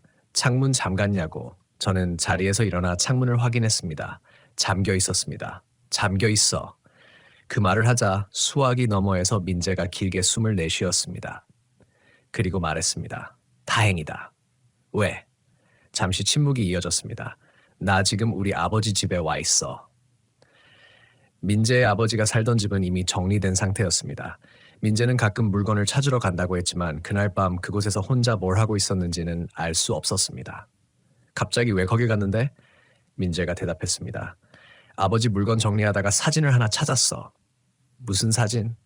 가마골 사진. 저는 순간 아무 말도 하지 못했습니다. 민재는 사진을 발견한 곳이 아버지의 오래된 서랍이었다고 했습니다. 사진은 한 장이 아니었습니다. 여러 장이었습니다. 오래된 필름 사진을 디지털 카메라로 다시 찍어둔 것처럼 보이는 이미지도 있었고 실제 인화된 사진도 있었다고 했습니다. 그중 한 장에 가마골이 찍혀 있었습니다. 사진 속에는 계곡이 보였습니다. 지금의 모습과 크게 다르지는 않았지만 나무와 바위의 위치가 조금 달랐습니다. 그리고 사진 한쪽에 사람이 서 있었습니다. 민재는 그 사람을 보고 한동안 사진을 손에서 놓지 못했다고 했습니다. 누구였는데? 제가 묻자 민재는 대답하지 않았습니다. 대신 사진을 보내겠다고 했습니다. 몇 초 뒤 제 휴대폰에 사진이 도착했습니다. 저는 한동안 화면을 바라봤습니다. 사진은 오래돼서 화질이 좋지 않았습니다. 계곡 앞에 4사람이 서 있었습니다. 민재의 아버지로 보이는 남자, 그 옆에 다른 남자 2명, 그리고 조금 떨어진 곳에 한 사람이 더 있었습니다. 문제는 그 4번째 사람이었습니다. 얼굴이 보이지 않았습니다. 몸은 카메라를 향하고 있는데 머리만 옆으로 돌아가 있었습니다. 젖은 머리카락이 얼굴을 전부 가리고 있었습니다. 저는 사진을 확대했습니다. 그 순간 손에서 휴대폰을 떨어뜨릴 뻔했습니다. 그 사람이 서 있는 위치가 이상했습니다. 계곡 건너편이었습니다. 그런데 그곳은 당시에도 사람이 들어가기 어려운 절벽 아래쪽이었습니다. 민재가 말했습니다. 아버지가 이 사진을 찍은 날짜가 적혀 있었어. 언제인데? 2004년 9월. 저는 날짜를 듣고 잠시 멍해졌습니다. 그게 왜? 민재가 말했습니다. 아버지가 그때 담양에 간 적이 있다는 기록이 없어. 그럼 가족들한테는 한 번도 말하지 않았대. 그날 밤 우리는 전화로 한참 이야기를 나눴습니다. 민재는 아버지의 물건을 더 뒤져보기로 했습니다. 저는 그만두라고 했습니다. 하지만 민재는 이미 마음을 정한 것 같았습니다. 그리고 사흘 뒤 다시 연락이 왔습니다. 이번에는 사진이 아니라 녹음 파일이었습니다. 파일 이름은 날짜로 되어 있었습니다. 2004년. 민재는 아버지의 오래된 휴대용 녹음기에 있던 파일을 복원했다고 했습니다. 처음에는 아무것도 들리지 않았습니다. 바람 소리, 차량 엔진 소리, 그리고 계곡물 흐르는 소리. 한참 뒤 사람 목소리가 나왔습니다. 여기 맞네. 남자 목소리였습니다. 민재는 그 목소리가 아버지라고 했습니다. 그 다음 다른 남자가 말했습니다. 그때도 여기였어? 응. 그럼 이번에는 그냥 확인만 하고 가자. 그 뒤로 한동안 아무 소리도 없었습니다. 그러다가 아주 멀리서 무언가가 울었습니다. 낮고 길게 이어지는 소리였습니다. 사람이 우는 소리처럼도 들렸고 짐승이 내는 울음처럼도 들렸습니다. 그리고 녹음 속에서 민재의 아버지가 말했습니다. 들었지? 다른 남자가 대답했습니다. 응, 사람 아니야. 그 말을 듣는 순간 저는 소름이 돋았습니다. 녹음은 계속됐습니다. 누군가 물가로 걸어가는 발소리가 들렸습니다. 그리고 갑자기 녹음이 심하게 힘나게 흔들렸습니다. 야, 왜? 저기 사람 있어. 어디? 저기. 잠시 침묵. 그리고 민재 아버지의 목소리가 아주 작게 들렸습니다. 아니야. 뭐가? 사람 아니야. 그 뒤로 누군가 욕을 했습니다. 그리고 발소리가 빠르게 멀어졌습니다. 녹음 마지막 부분에는 세 사람의 숨소리가 섞여 있었습니다. 그러다 갑자기 아주 가까운 곳에서 여자 목소리가 들렸습니다. 왜 그냥 가? 녹음이 끝났습니다. 저는 그 파일을 한 번 더 들었습니다. 그리고 이상한 점을 발견했습니다. 목소리가 나오는 위치가 계속 달랐습니다. 처음에는 계곡 건너편처럼 들렸고 다음에는 녹음기를 든 사람 바로 옆에서 들렸습니다. 마지막 목소리는 거의 녹음기 위에서 말하는 것처럼 가까웠습니다. 민재에게 물었습니다. 아버지가 그때 같이 간 사람들 이름 알아? 민재는 두 사람 중 한 명은 찾았다고 했습니다.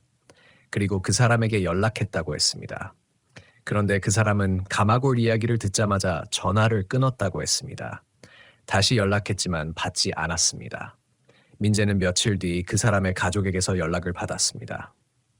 그 사람이 이미 오래전에 세상을 떠났다는 이야기였습니다. 사망 시점은 2019년 봄, 우리가 가마골에 가기 불과 몇 달 전이었습니다. 민재는 그 이야기를 하면서 한참 침묵했습니다. 그러다 조용히 말했습니다. 우서가, 아버지랑 같이 갔던 사람 둘 중 한 명이 죽었고, 그래, 다른 한 명은 연락이 안 돼. 그게 뭐, 민재는 한참 뒤 대답했습니다. 그날 우리한테 들렸던 목소리 있잖아. 저는 아무 말도 하지 않았습니다. 그 목소리가 아버지나 다른 사람 목소리가 아니라면 민재가 말을 멈췄습니다. 그럼 뭘까? 저는 대답할 수 없었습니다. 사실 지금 생각해도 그 질문에 답할 수 없습니다. 그 후 민재는 사진과 녹음 파일을 더 조사했습니다. 그리고 마지막으로 발견한 것은 사진 뒷면에 적힌 짧은 문장이었습니다. 연필로 희미하게 적혀 있었습니다. 한번 들으면 다시 듣는다. 민재는 그 문장을 보고 사진을 모두 버렸다고 했습니다. 녹음 파일도 삭제했습니다. 하지만 이상하게도 저에게 보낸 파일 하나는 남아 있었습니다. 저도 그것을 지우려고 했습니다. 그런데 지우기 직전에 다시 한번 재생해 봤습니다. 이번에는 이어폰을 끼고 아주 작은 소리까지 들었습니다. 녹음 마지막 부분. 여자 목소리. 왜 그냥 가? 그리고 그 뒤에 아주 작은 소리가 하나 더 있었습니다. 처음에는 잡음인 줄 알았습니다. 볼륨을 높였습니다. 다시 들었습니다. 이번에는 분명했습니다. 웃어가. 저는 이어폰을 바로 빼버렸습니다. 그날 밤 이후 저는 그 파일을 다시 듣지 않았습니다. 그런데 이상하게도 그날부터 제 주변에서 아주 작은 변화가 생겼습니다. 새벽에 가끔 물 떨어지는 소리가 들렸습니다. 집안에는 물이 셀 만한 곳이 없었습니다. 처음에는 수도관 문제라고 생각했습니다. 관리실을 불렀고 배관도 확인했습니다. 이상은 없었습니다. 그런데 소리는 항상 같은 시간이었습니다.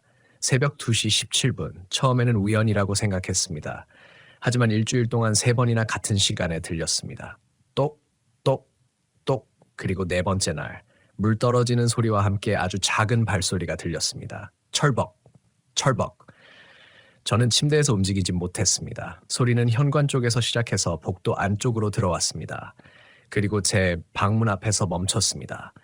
저는 숨을 죽였습니다. 문 밖은 조용했습니다. 그러다 아주 작게 누군가 제 이름을 불렀습니다. 우서가. 그 순간 저는 그 목소리가 누구인지 알 수 있었습니다. 민재도 아니었습니다. 현수도 아니었습니다.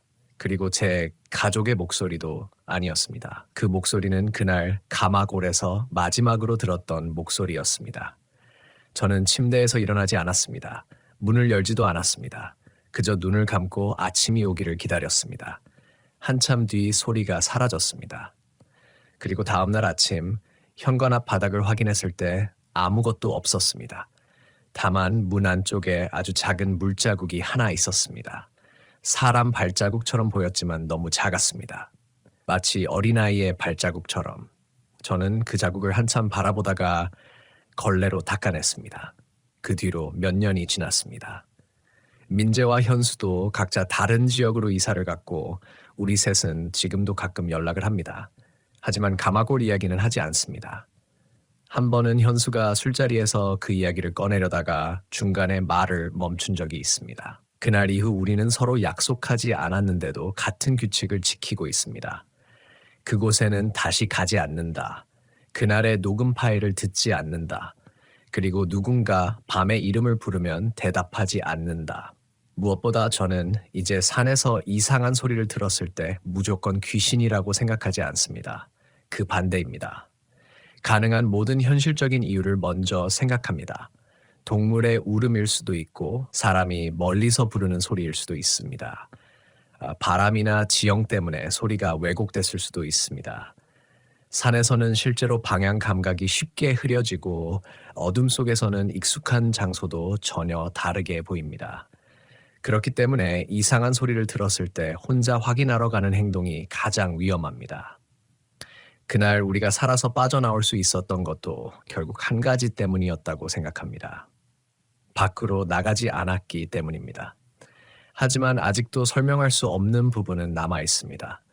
왜 녹음 속 목소리가 우리 뒤쪽에서 들렸는지, 왜 민재 아버지의 오래된 녹음에도 같은 종류의 목소리가 있었는지, 그리고 왜 그 목소리가 우리 이름을 알고 있었는지, 그것들은 아직도 답을 찾지 못했습니다. 저는 그 답을 굳이 찾고 싶지도 않습니다. 가끔 인터넷에서 가마골 이야기를 검색할 때가 있습니다. 새로운 글이 올라왔는지 확인하려는 것도 아닙니다. 그저 그곳에서 비슷한 경험을 한 사람이 또 있는지 궁금해서입니다. 몇 달 전에도 한 게시글을 본 적이 있습니다. 작성자는 밤늦게 산길을 지나가다가 계곡 쪽에서 누군가 자신의 이름을 부르는 소리를 들었다고 했습니다. 그 사람은 대답하지 않았다고 했습니다. 대신 차를 세우고 한동안 기다렸다고 합니다. 그러자 계곡 아래에서 발소리가 들렸다고 했습니다. 철벅, 철벅. 그리고 마지막으로 이런 문장을 적어 놓았습니다. 제가 차를 출발시키기 전에 누군가 계곡에서 이렇게 말했습니다. 이번에는 혼자네. 저는 그 문장을 읽고 한동안 화면을 바라봤습니다. 그리고 그날 이후 가마골에 대한 검색을 다시는 하지 않았습니다. 제가 겪었던 일이 무엇이었는지는 지금도 모릅니다. 환청이었을 수도 있습니다. 낯선 환경에서 느낀 공포가 기억을 과장했을 수도 있습니다. 녹음 파일 역시 이상한 음향 현상으로 설명할 수 있을지 모릅니다. 하지만 설명할 수 있다는 것과 실제로 설명되었다는 것은 다른 이야기라고 생각합니다. 그래서 저는 지금도 그날 밤을 떠올릴 때마다 한 가지 장면에서 생각이 멈춥니다. 차가 산길을 내려가던 순간 100m 속에 서 있던 사람, 젖은 머리카락, 움직이지 않는 몸, 그리고 천천히 올라가던 손. 그 사람은 우리를 붙잡으려고 달려오지 않았습니다. 소리를 지르지도 않았습니다. 그저 손을 들고 있었습니다. 마치 우리가 떠나는 것을 알고 있다는 듯이, 마치 언젠가 다시 돌아올 것이라는 것을 알고 있다는 듯이. 그래서 저는 아직도 가마고를 생각하면 이상한 기분이 듭니다. 공포라기보다는 미련에 가까운 감정입니다. 제가 정말 그날 무언가를 두고 온 것인지, 아니면 그곳에 있던 무언가가 제 기억 속에 남아있는 것인지, 그것만은 아직도 알 수 없습니다. 다만 확실한 것은 하나입니다. 그날 이후 저는 산속에서 들려오는 사람의 목소리를 예전처럼 믿지 않습니다. 특히 너무 익숙한 목소리라면 더욱 그렇습니다. 사람은 익숙한 목소리를 들으면 본능적으로 그쪽을 향해 돌아봅니다. 누군가 내 이름을 부르면 대답하고 싶어집니다. 하지만 산속에서는 그 작은 본능 하나가 위험한 선택이 될 수도 있습니다. 그러니 혹시라도 언젠가 어두운 산길을 걷다가 누군가 당신의 이름을 부른다면, 그리고 그 목소리가 너무나도 익숙해서 당장이라도 돌아보고 싶어진다면 한 번만 생각해 보셨으면 합니다. 정말 그 사람이 그곳에 있을 수 있는지, 그리고 그 목소리가 다시 한번 당신을 부르는지. 만약 다시 부르지 않는다면 그냥 지나가십시오. 확인하지 마십시오. 대답하지 마십시오. 저는 그 이유를 설명할 수 없습니다. 다만 제가 직접 겪었기 때문에 압니다. 사람이 아닌 것이 사람의 목소리를 흉내내는 순간부터 우리가 믿을 수 있는 것은 우리가 들은 목소리가 아니라 그 목소리를 듣고도 끝까지 움직이지 않았던 자신의 판단일지도 모릅니다. 그런데 제가 그 이야기가 정말 끝났다고 생각한 것은 그로부터 몇 년이 지난 뒤였습니다. 시간이 지나면 무서운 기억도 조금씩 흐려집니다. 처음에는 선명했던 목소리가 희미해지고 당시 느꼈던 공포도 마치 다른 사람이 겪은 일처럼 멀어집니다. 저도 그랬습니다. 2020년을 지나고 2021년을 지나면서 가마골이라는 이름을 들어도 예전처럼 심장이 내려앉지는 않았습니다. 민재와도 가끔 연락했고 현수와는 아예 다른 지역에서 생활하게 되면서 연락이 뜸해졌습니다. 우리는 각자 결혼도 하고 직장도 옮기고 평범한 일상을 살았습니다. 그러다 어느 겨울 저녁 정말 우연한 계기로 다시 가마골이라는 이름을 듣게 됐습니다. 회사에서 지방 현장 일을 맡으면서 담양 쪽을 지나게 된 것이었습니다. 현장 직원 한 명이 점심을 먹으면서 말했습니다. 여기까지 왔는데 가마골 한번 가보실래요? 저는 순간 젓가락을 내려놓았습니다. 그 직원은 아무것도 모르는 상태였습니다. 그저 담양에 왔으니 주변을 둘러보자는 뜻이었습니다. 저는 웃으면서 고개를 저었습니다.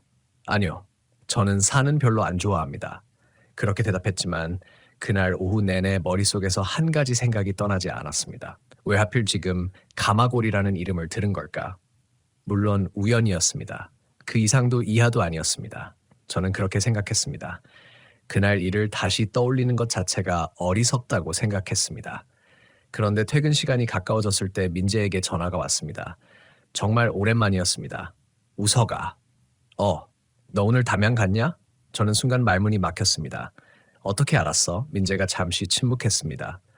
나도 오늘 여기 왔어. 어디? 담양.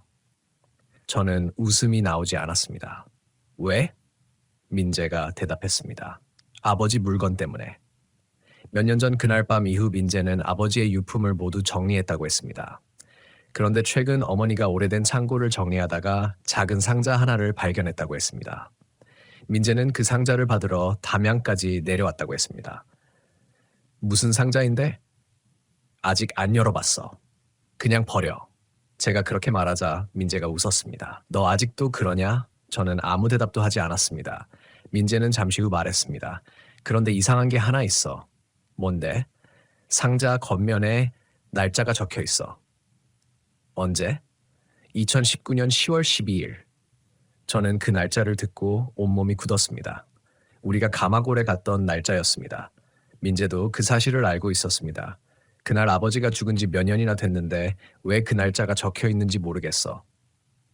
저는 한동안 아무 말도 하지 못했습니다. 상자 어디 있어? 차 안. 열지 마. 민재가 웃었습니다. 왜? 그냥 열지 마. 웃어가. 민재의 목소리가 갑자기 진지해졌습니다. 나도 처음에는 그냥 물건인 줄 알았어. 그럼? 그런데 상자를 들고 나오는데 안에서 소리가 났어. 무슨 소리? 물 흔들리는 소리. 저는 의자에서 천천히 일어났습니다. 회사 사무실 창밖으로 겨울 저녁의 어두운 도로가 보였습니다. 상자 안에 뭐가 들어있는지 알아? 몰라. 그럼 열지 마. 이번에는 민재도 대답하지 않았습니다. 그리고 잠시 후 아주 작은 목소리로 말했습니다. 이미 열었어. 뭐가 있었는데? 사진. 저는 눈을 감았습니다. 또 사진이야? 응. 민재가 숨을 들이마셨습니다. 그런데 이번에는 사진이 달라. 뭐가? 우리가 찍힌 사진이 있어. 순간 귀 안쪽에서 웅하는 소리가 나는 것 같았습니다. 무슨 말이야? 사진에 우리 셋이 있어. 그건 누가 찍었는데? 몰라. 민재가 말했습니다. 사진에는 우리가 가마골에 도착한 첫날 오후 모습이 찍혀 있었다고 했습니다. 차에서 짐을 내리는 장면, 민재가 웃고 있는 모습, 현수가 텐트를 들고 있는 모습, 그리고 제가 계곡 쪽을 바라보고 있는 모습. 사진은 멀리서 찍힌 것이었습니다.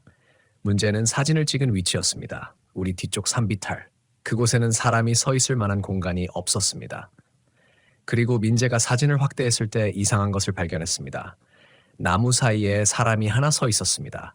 젖은 머리카락이 얼굴을 가리고 있었습니다. 저는 그 말을 듣는 순간 더 이상 민재의 이야기를 듣고 싶지 않았습니다. 사진 보내지 마. 민재가 대답했습니다. 이미 보냈어. 휴대폰이 진동했습니다. 저는 한참 동안 화면을 보지 않았습니다. 결국 파일을 열었습니다. 사진이 나타났습니다. 저는 화면을 확대하지 않았습니다. 그럴 필요도 없었습니다. 멀리 나무 사이에 서 있는 사람의 모습이 보였습니다. 그리고 저는 그 사람이 누구인지 확인할 수 있었습니다. 그날 밤 우리가 100m에서 봤던 바로 그 사람이었습니다. 그런데 이번 사진에는 이상한 점이 하나 더 있었습니다. 그 사람은 우리를 보고 있지 않았습니다. 고개를 숙이고 있었습니다. 그리고 한 손으로 무언가를 가리키고 있었습니다. 사진을 자세히 보니 그 손끝이 향한 곳은 우리가 묵었던 민박집이었습니다. 민재가 메시지를 보냈습니다. 이 사진 찍힌 시간 봐. 사진의 메타데이터에는 오후 4시 31분이라고 표시되어 있었습니다. 우리가 민박에 도착하기 전이었습니다. 저는 휴대폰을 내려놓았습니다. 그때 갑자기 회사 사무실의 전등이 꺼졌습니다. 순간 정전인가 싶었습니다. 하지만 복도불은 켜져 있었습니다. 제 자리 위 전등만 꺼져 있었습니다. 저는 의자에서 일어나 스위치를 눌렀습니다. 불이 다시 들어왔습니다. 그리고 그 순간 제 컴퓨터 화면에 이상한 것이 나타났습니다. 제가 열어놓지 않은 사진 파일 하나가 화면에 떠 있었습니다. 가마골 사진이었습니다. 저는 아무 말도 하지 못했습니다. 사진 파일의 이름을 확인했습니다. 2019 22골 1631 민재가 보내준 사진과 같은 시간이었습니다. 그런데 파일은 제 컴퓨터 어디에도 저장되어 있지 않았습니다. 저는 즉시 컴퓨터 전원을 껐습니다. 집으로 돌아가는 동안 계속 민재에게 전화를 걸었지만 받지 않았습니다. 현수에게도 연락했습니다. 현수는 처음에는 장난하지 말라고 했습니다. 하지만 제가 사진 이야기를 하자 한동안 아무 말이 없었습니다. 그리고 이렇게 말했습니다. 웃어가. 응, 그 사진 말인데. 왜? 나도 받은 적 있어. 저는 운전대를 꽉 잡았습니다. 언제? 오늘. 누구한테? 모르겠어. 현수는 자신도 출처를 확인하지 못했다고 했습니다. 그리고 잠시 후 아주 조용하게 말했습니다. 사진 속에 사람이 한 명 더 있어.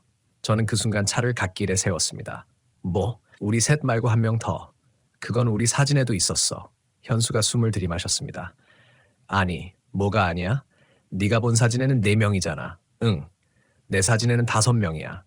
저는 아무 말도 하지 못했습니다. 현수가 말했습니다. 웃어가. 응, 내 사진에는 내 뒤에 서 있는 사람이 하나 더 있어. 그날 밤 저는 집에 들어가지 못했습니다. 차 안에 한참 앉아 있었습니다. 휴대폰 화면을 켜고 민재와 현수가 보낸 사진을 번갈아 확인했습니다. 두 사진은 거의 같았습니다. 하지만 자세히 보면 달랐습니다. 민재가 보낸 사진에는 나무 사이에 한 사람이 있었습니다. 현수가 보낸 사진에는 그 사람 외에 다른 그림자가 있었습니다. 그리고 제 사진에는 처음에는 아무것도 없었습니다. 저는 그렇게 생각했습니다. 하지만 화면 밝기를 최대로 올리고 확대하자 사진 가장자리에서 무언가가 보였습니다. 차량 뒤쪽. 검은 그림자 하나, 사람처럼 보이는 형체가 서 있었습니다. 그런데 그것은 우리를 바라보고 있지 않았습니다. 카메라를 바라보고 있었습니다. 저는 사진을 더 이상 확대하지 않았습니다. 그날 밤 세 사람은 처음으로 다시 만나기로 했습니다. 가마골 이야기를 끝내기 위해서였습니다. 누군가는 직접 확인해야 한다고 생각했습니다. 그리고 결국 그 역할을 제가 맡게 됐습니다. 하지만 이번에는 가마골로 돌아갈 생각이 아니었습니다. 민재 아버지의 오래된 기록을 확인하기로 했습니다. 우리는 다음 날 아침 작은 자료실에서 만났습니다. 민재가 가져온 상자에는 사진 몇 장과 낡은 수첩이 들어 있었습니다. 수첩의 마지막 기록은 2004년이었습니다. 그리고 마지막 페이지에 이런 문장이 적혀 있었습니다. 그곳은 사람을 부르는 곳이 아니다. 그 아래에는 한 줄이 더 있었습니다. 사람이 그곳에 들어가면 안에 있는 것이 따라 나온다. 저는 그 문장을 읽고도 한동안 믿지 않았습니다. 괴담에 가까운 기록이라고 생각했습니다. 그런데 민재가 수첩 뒤쪽에서 낡은 종이 하나를 꺼냈습니다. 그 종이에는 지도처럼 보이는 그림이 있었습니다. 가마골 주변의 계곡과 산길이 대략적으로 그려져 있었습니다. 그리고 계곡 옆에 작은 동그라미 하나가 표시되어 있었습니다. 옆에는 숫자가 적혀 있었습니다. 12. 민재가 말했습니다. 우리 그날 어디에서 소리를 들었는지 기억나? 저는 고개를 끄덕였습니다. 민박에서. 아니. 민재가 지도 위 한 지점을 가리켰습니다. 그날 우리가 사진 찍었던 곳. 저는 지도를 바라봤습니다. 그 지점은 민박에서 꽤 떨어져 있었습니다. 그리고 제가 처음으로 이상한 냄새를 맡았던 곳과 거의 일치했습니다. 민재는 한참 말이 없다가 말했습니다. 아버지는 여기서 뭔가를 본 것 같아. 저는 그 말을 듣고도 부정하려고 했습니다. 사람은 자신이 이해하지 못하는 일을 만나면 이야기를 만들어냅니다. 저 역시 그랬습니다. 우리가 들었던 목소리도, 사진도, 녹음도 모두 우연일 수 있다고 생각했습니다. 하지만 그날 밤 이후 제 마음속에는 하나의 의문이 남았습니다. 왜 하필 우리 셋이었을까? 그리고 왜 그 목소리는 계속 우리를 부르는 것이 아니라 한 번씩만 이름을 불렀을까? 마치 대답을 기다렸던 것처럼. 민재가 수첩을 덮었습니다. 이제 그만하자. 저도 고개를 끄덕였습니다. 정말 그만하려고 했습니다. 그런데 민재가 상자를 닫는 순간 안에서 아주 작은 소리가 났습니다. 똑. 우리 셋은 동시에 서로를 바라봤습니다. 똑. 이번에는 더 선명했습니다. 마치 상자 안쪽을 누군가 손가락으로 두드리는 것처럼. 현수가 자리에서 일어났습니다. 이거 안에 뭐가 더 있는 거 아니야? 민재가 천천히 상자를 열었습니다. 안에는 아무것도 없었습니다. 사진과 수첩뿐이었습니다. 그런데 상자 바닥에 물이 고여 있었습니다. 아주 얕은 물이었습니다. 그리고 그 물 위에 손가락으로 쓴 것 같은 글자가 하나 있었습니다. 웃어가. 저는 그 순간 아무 생각도 하지 못했습니다. 민재도 굳어 있었습니다. 현수가 상자를 바닥에 떨어뜨렸습니다. 물이 바닥으로 흘러나왔습니다. 그리고 그 순간 제 휴대폰이 울렸습니다. 발신자 표시에는 저장되지 않은 번호가 떠 있었습니다. 저는 받지 않았습니다. 벨이 계속 울렸습니다. 1번, 2번, 3번. 그러다 갑자기 전화가 끊겼습니다. 몇 초 후 문자 하나가 도착했습니다. 문자에는 사진 한 장만 첨부되어 있었습니다. 저는 사진을 열지 않았습니다. 그런데 화면에 표시된 미리 보기만으로도 충분했습니다. 사진 속에는 세 사람이 서 있었습니다. 저, 민재, 현수, 그리고 우리 셋의 뒤쪽에 서 있는 네 번째 사람. 이번엔 얼굴이 보였습니다. 저는 그 얼굴을 보는 순간 온몸이 굳었습니다. 그 얼굴은 낯선 얼굴이 아니었습니다. 어린 시절 계곡에서 제 손목을 잡아줬던 사람, 제가 아버지라고 믿고 있었던 그 사람, 그 얼굴이었습니다. 하지만 그 사람은 제 아버지가 아니었습니다. 저는 그 사실을 그제야 기억해냈습니다. 아버지의 손은 따뜻했습니다. 그날 계곡에서 제 손목을 잡았던 손은 차가웠습니다. 그리고 젖어 있었습니다. 저는 어린 시절 그 차가운 손을 잡고 물 밖으로 나왔습니다. 그런데 이상하게도 그 이후의 기억이 없었습니다. 아버지가 저를 안고 있었는지, 제가 어떻게 집에 돌아갔는지 아무것도 기억나지 않았습니다. 그날 밤 가마골에서 맡았던 냄새가 왜 그렇게 익숙했는지도 이제야 알 것 같았습니다. 저는 처음 그곳에 간 것이 아니었습니다. 어린 시절 이미 한 번 그곳에 갔던 것입니다. 그리고 그날 저를 물 밖으로 끌어낸 것이 정말 사람이었는지 그것만큼은 지금도 확신할 수 없습니다. 사진 속의 사람은 아무 말도 하지 않았습니다. 그저 저를 바라보고 있었습니다. 그리고 사진 아래쪽에 작은 글자가 적혀 있었습니다. 이번에는 기억했네. 그 문장을 보는 순간 저는 휴대폰을 꺼버렸습니다. 그날 이후 저는 그 사진을 다시 열지 않았습니다. 민재도 파일을 모두 삭제했다고 했습니다. 현수 역시 마찬가지였습니다. 우리는 더 이상 이유를 찾지 않았습니다. 무언가를 이해하려는 것이 오히려 그것을 가까이 끌어오는 것처럼 느껴졌기 때문입니다. 그리고 저는 한 가지를 깨달았습니다. 가마골에서 제가 가장 무서워했던 것은 그곳에 무엇이 있었는지가 아니었습니다. 제가 두려워했던 것은 그곳에 있었던 무언가가 아주 오래전부터 저를 알고 있었다는 사실이었습니다. 저는 그것을 잊고 살았습니다. 하지만 그것은 저를 잊지 않았던 것 같습니다. 그래서 지금도 가끔 계곡물 냄새가 나면 저는 본능적으로 손목을 확인합니다. 아무것도 없습니다. 당연히 아무것도 없습니다. 그런데 이상하게도 손목 안쪽에는 아주 희미한 흉터 하나가 있습니다. 어릴 때부터 있던 흉터입니다. 저는 그 흉터가 언제 생겼는지 모릅니다. 부모님에게 물어본 적도 있습니다. 아버지는 기억하지 못했습니다. 어머니는 어릴 때 계곡에서 넘어져 생긴 것 같다고 했습니다. 하지만 저는 이제 그 말을 그대로 믿을 수 없습니다. 왜냐하면 가마골에서 그 사람을 처음 봤던 순간 그가 가장 먼저 바라본 곳이 제 얼굴이 아니라 제 손목이었기 때문입니다.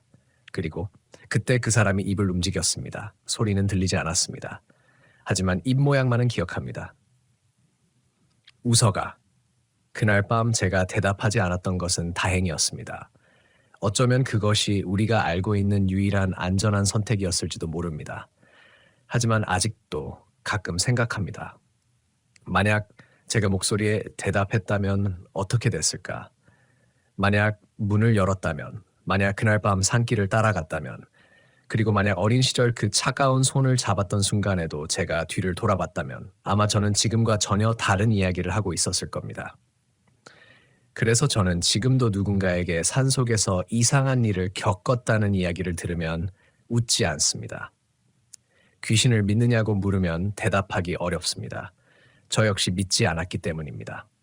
하지만 믿지 않는 것과 조심하지 않는 것은 전혀 다른 문제입니다. 설명할 수 없는 일이 생겼을 때 가장 위험한 것은 그것이 무엇인지 확인하려는 마음일지도 모릅니다.